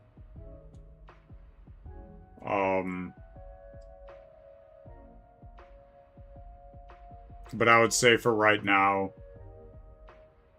unless you see something that you can easily do to make it better, let me know. Otherwise, we can just take that as a note to do for later. Looking at how much time I have, I would just like to get through this process. So, let's do the thumbnail prompts and description. I would say separate those two things. And, you know, I want to be able to, like, go through the thumbnail prompts that we get, bring them back to you, and let you know what I think to make them better. And this should be, like, something that's being saved so that the agent that works with it is aware of, like, the improvements that are being made, so that when I do hand this part off to an agent, that it doesn't just start from nothing. It learns based off of what we're doing.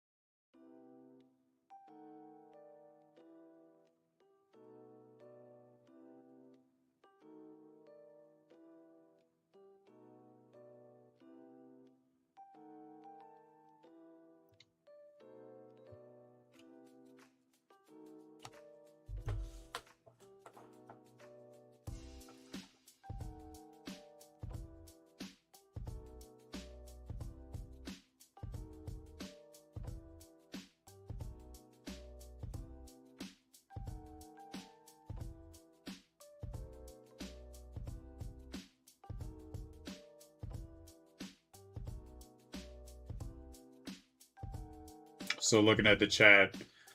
You're saying it looks like clerk auth is not functional yet.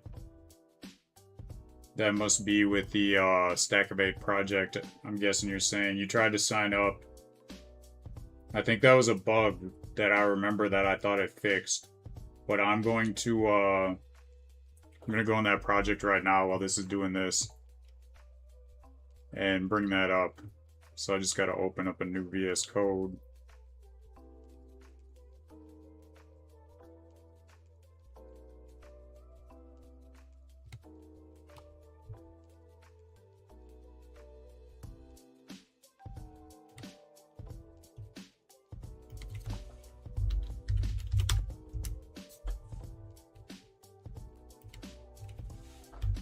Alright, so I'm doing a live stream right now, and somebody in the chat just mentioned that they think the clerk auth is not functional yet. They said they tried to sign up. So I'm guessing that they weren't able to sign up because the clerk auth seems like it wasn't working. Can you look into this and let me know what you find?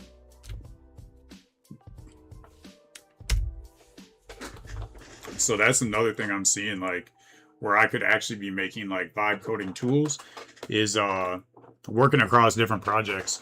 And I know, like, multitasking can be kind of, like, make things, like, even more confusing, but I'm getting to a point where, like, when one project is cooking, I can be working on another project. And,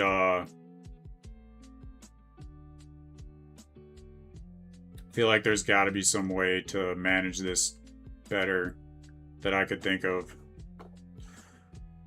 But just like an idea, because what I've seen is most people are doing work across like multiple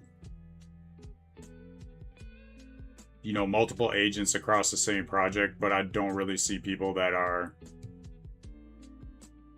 have workflows that they're working across multiple projects at the same time, which I think is probably going to be more the norm once people get used to like building and they start building out different projects.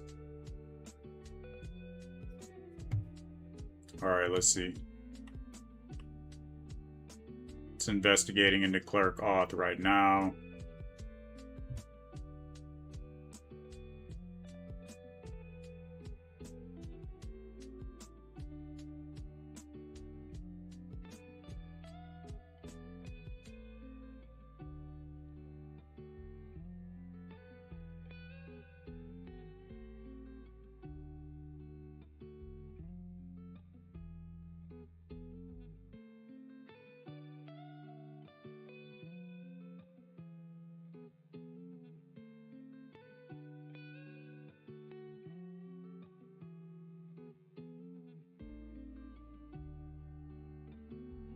Says clerk auth is working.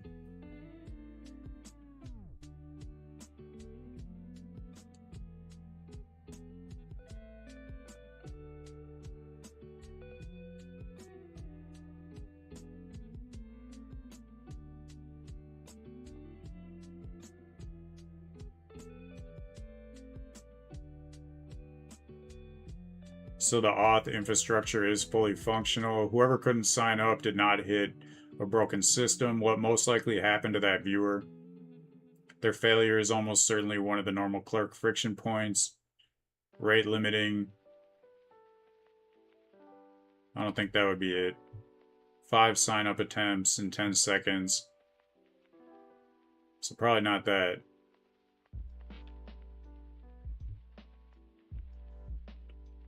Person could have retried rapidly after a typo. Clerk blocks weak or breached passwords by default. Maybe the password was not strong enough. The email is already registered. Could have been email verification, step missed. Should send a 6-digit code to your email inbox that you registered with. Could be you have an ad blocker network blocking it.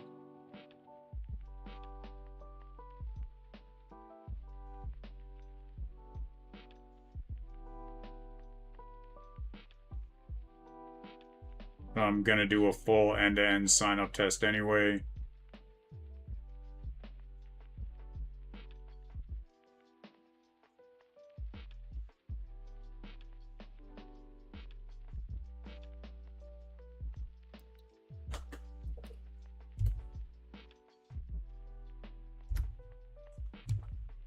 And we'll see. So you got the error. I guess if you know the error that you got, that would probably help a lot. You see, oh, there you go. Missing required parameter.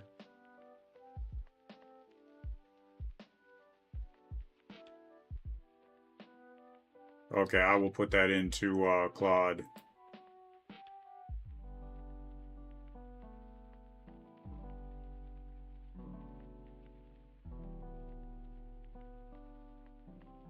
Because that would be very interesting if it's not picking up on this problem during its own test. So I'm having Claude test it right now. After Claude's done testing it, I'm going to let Claude know about your error and see if that brings up anything it didn't find.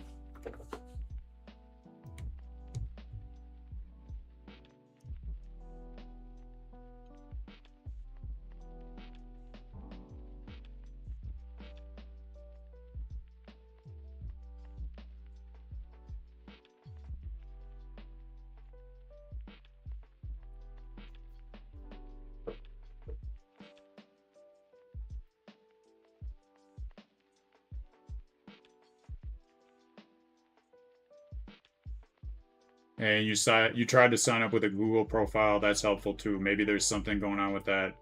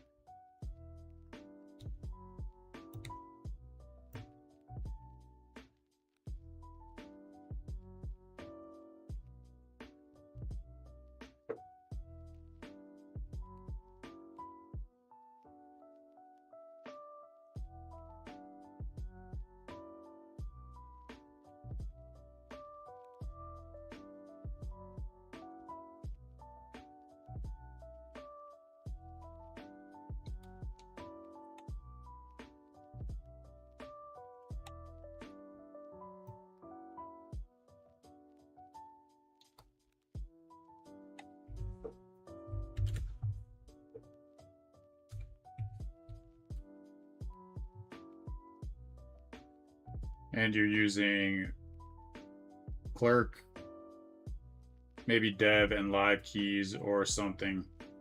Thank you for that. I will. Looks like it's got the results back. I was just about to put in this prompt for the image generator. Then I'll check that out.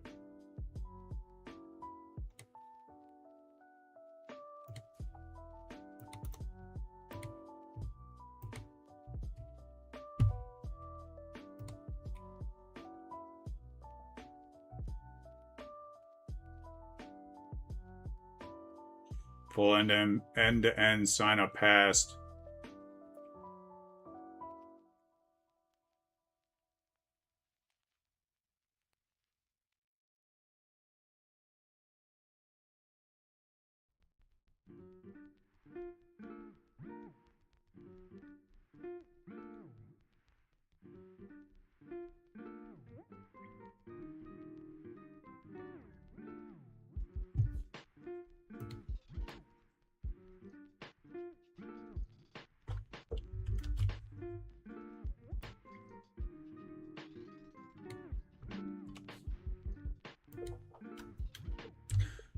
All right, I do want you to delete that test account that you made, and I'm going to paste the conversation that I'm having because there's some more insights. Basically, like it's letting you know what the error message that they got, and that they're trying to sign up with a Google profile,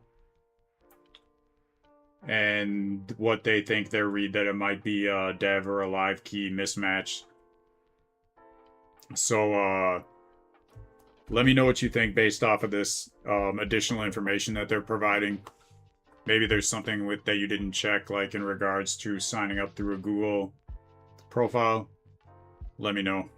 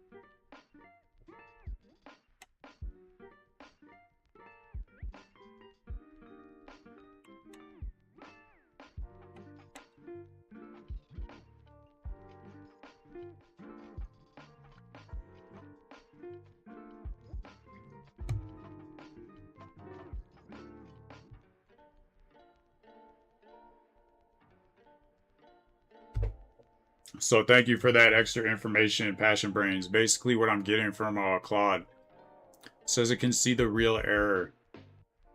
That's a Google OAuth error page from Google servers, not from Clerk.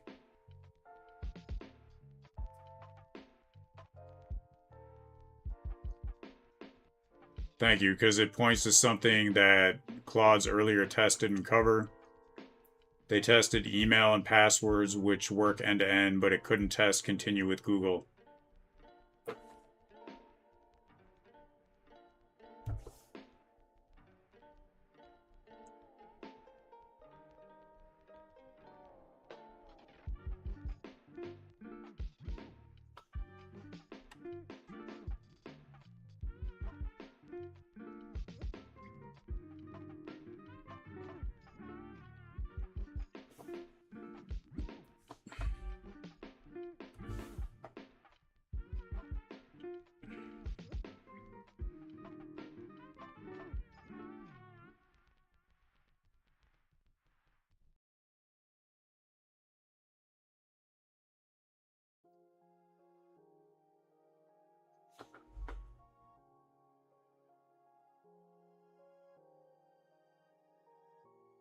Clerk is sending Google an empty client ID.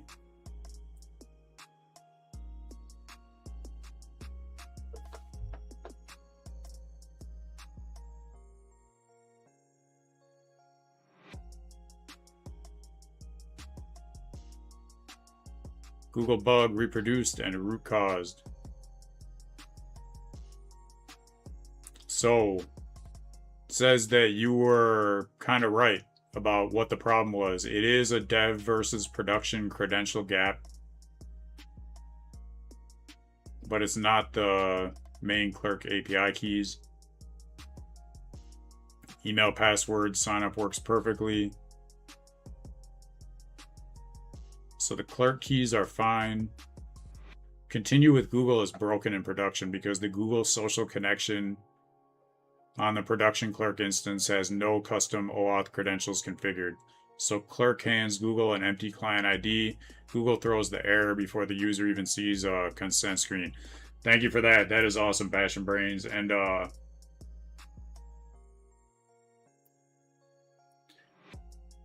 let's see if as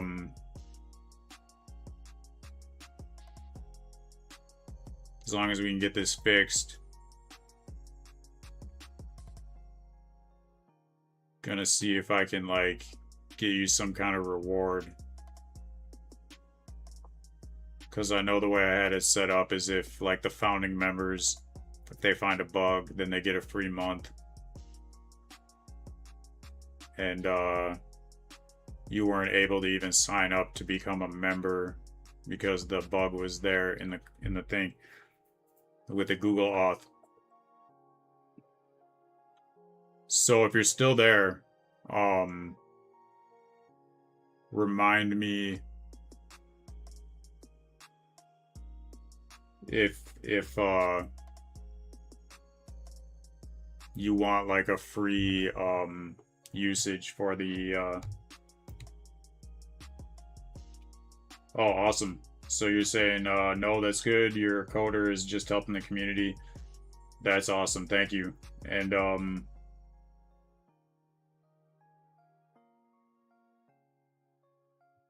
let me know. Well, then I guess let me know if you do sign up as a founding member that you already found a bug, so I can give you that free extra month.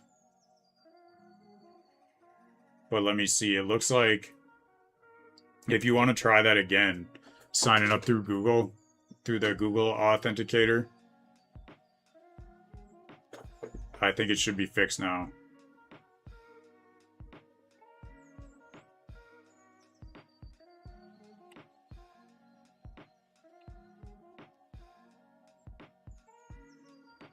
Or wait, no, it's not fixed. I need to do some manual stuff first. It's not a code bug.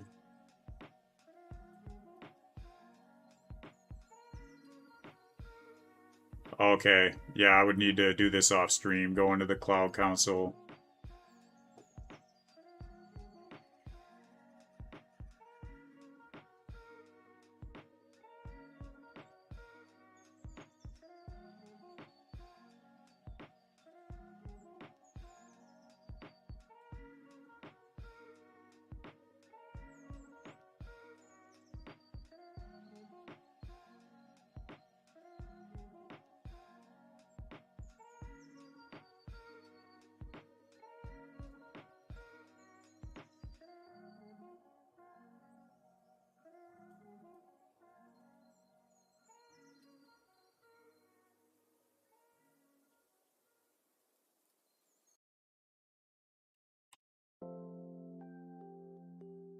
Alright, so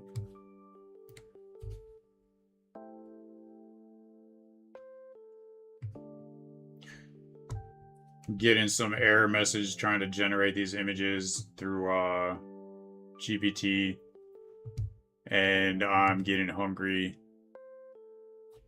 and I'm guessing, yes, I've been working 5 hours now, over 5 hours. So today, I mean, that's good to see where time is just flying by. But I think this is going to be the end of the stream for today. So I got a lot of work I can do off the stream that's not actually building. Hopefully you got a lot of value off of what I had to say, and give thanks every time for whatever's on your mind. No need to worry or stress. Just keep on moving, and you will be blessed. Keep on doing what you're doing. Keep on building. Keep on providing value. Giving thanks every time to everybody in the chat. Coming through at the right time with solutions, and hopefully I can provide value back too. That's just what I'm trying to do. Always trying to teach something new. So, you know, that's it for today. Hopefully you got a lot of value off of what I had to say. Make sure you hit the like if you haven't already. I'm coming through with new information steady. Subscribe too for something new. So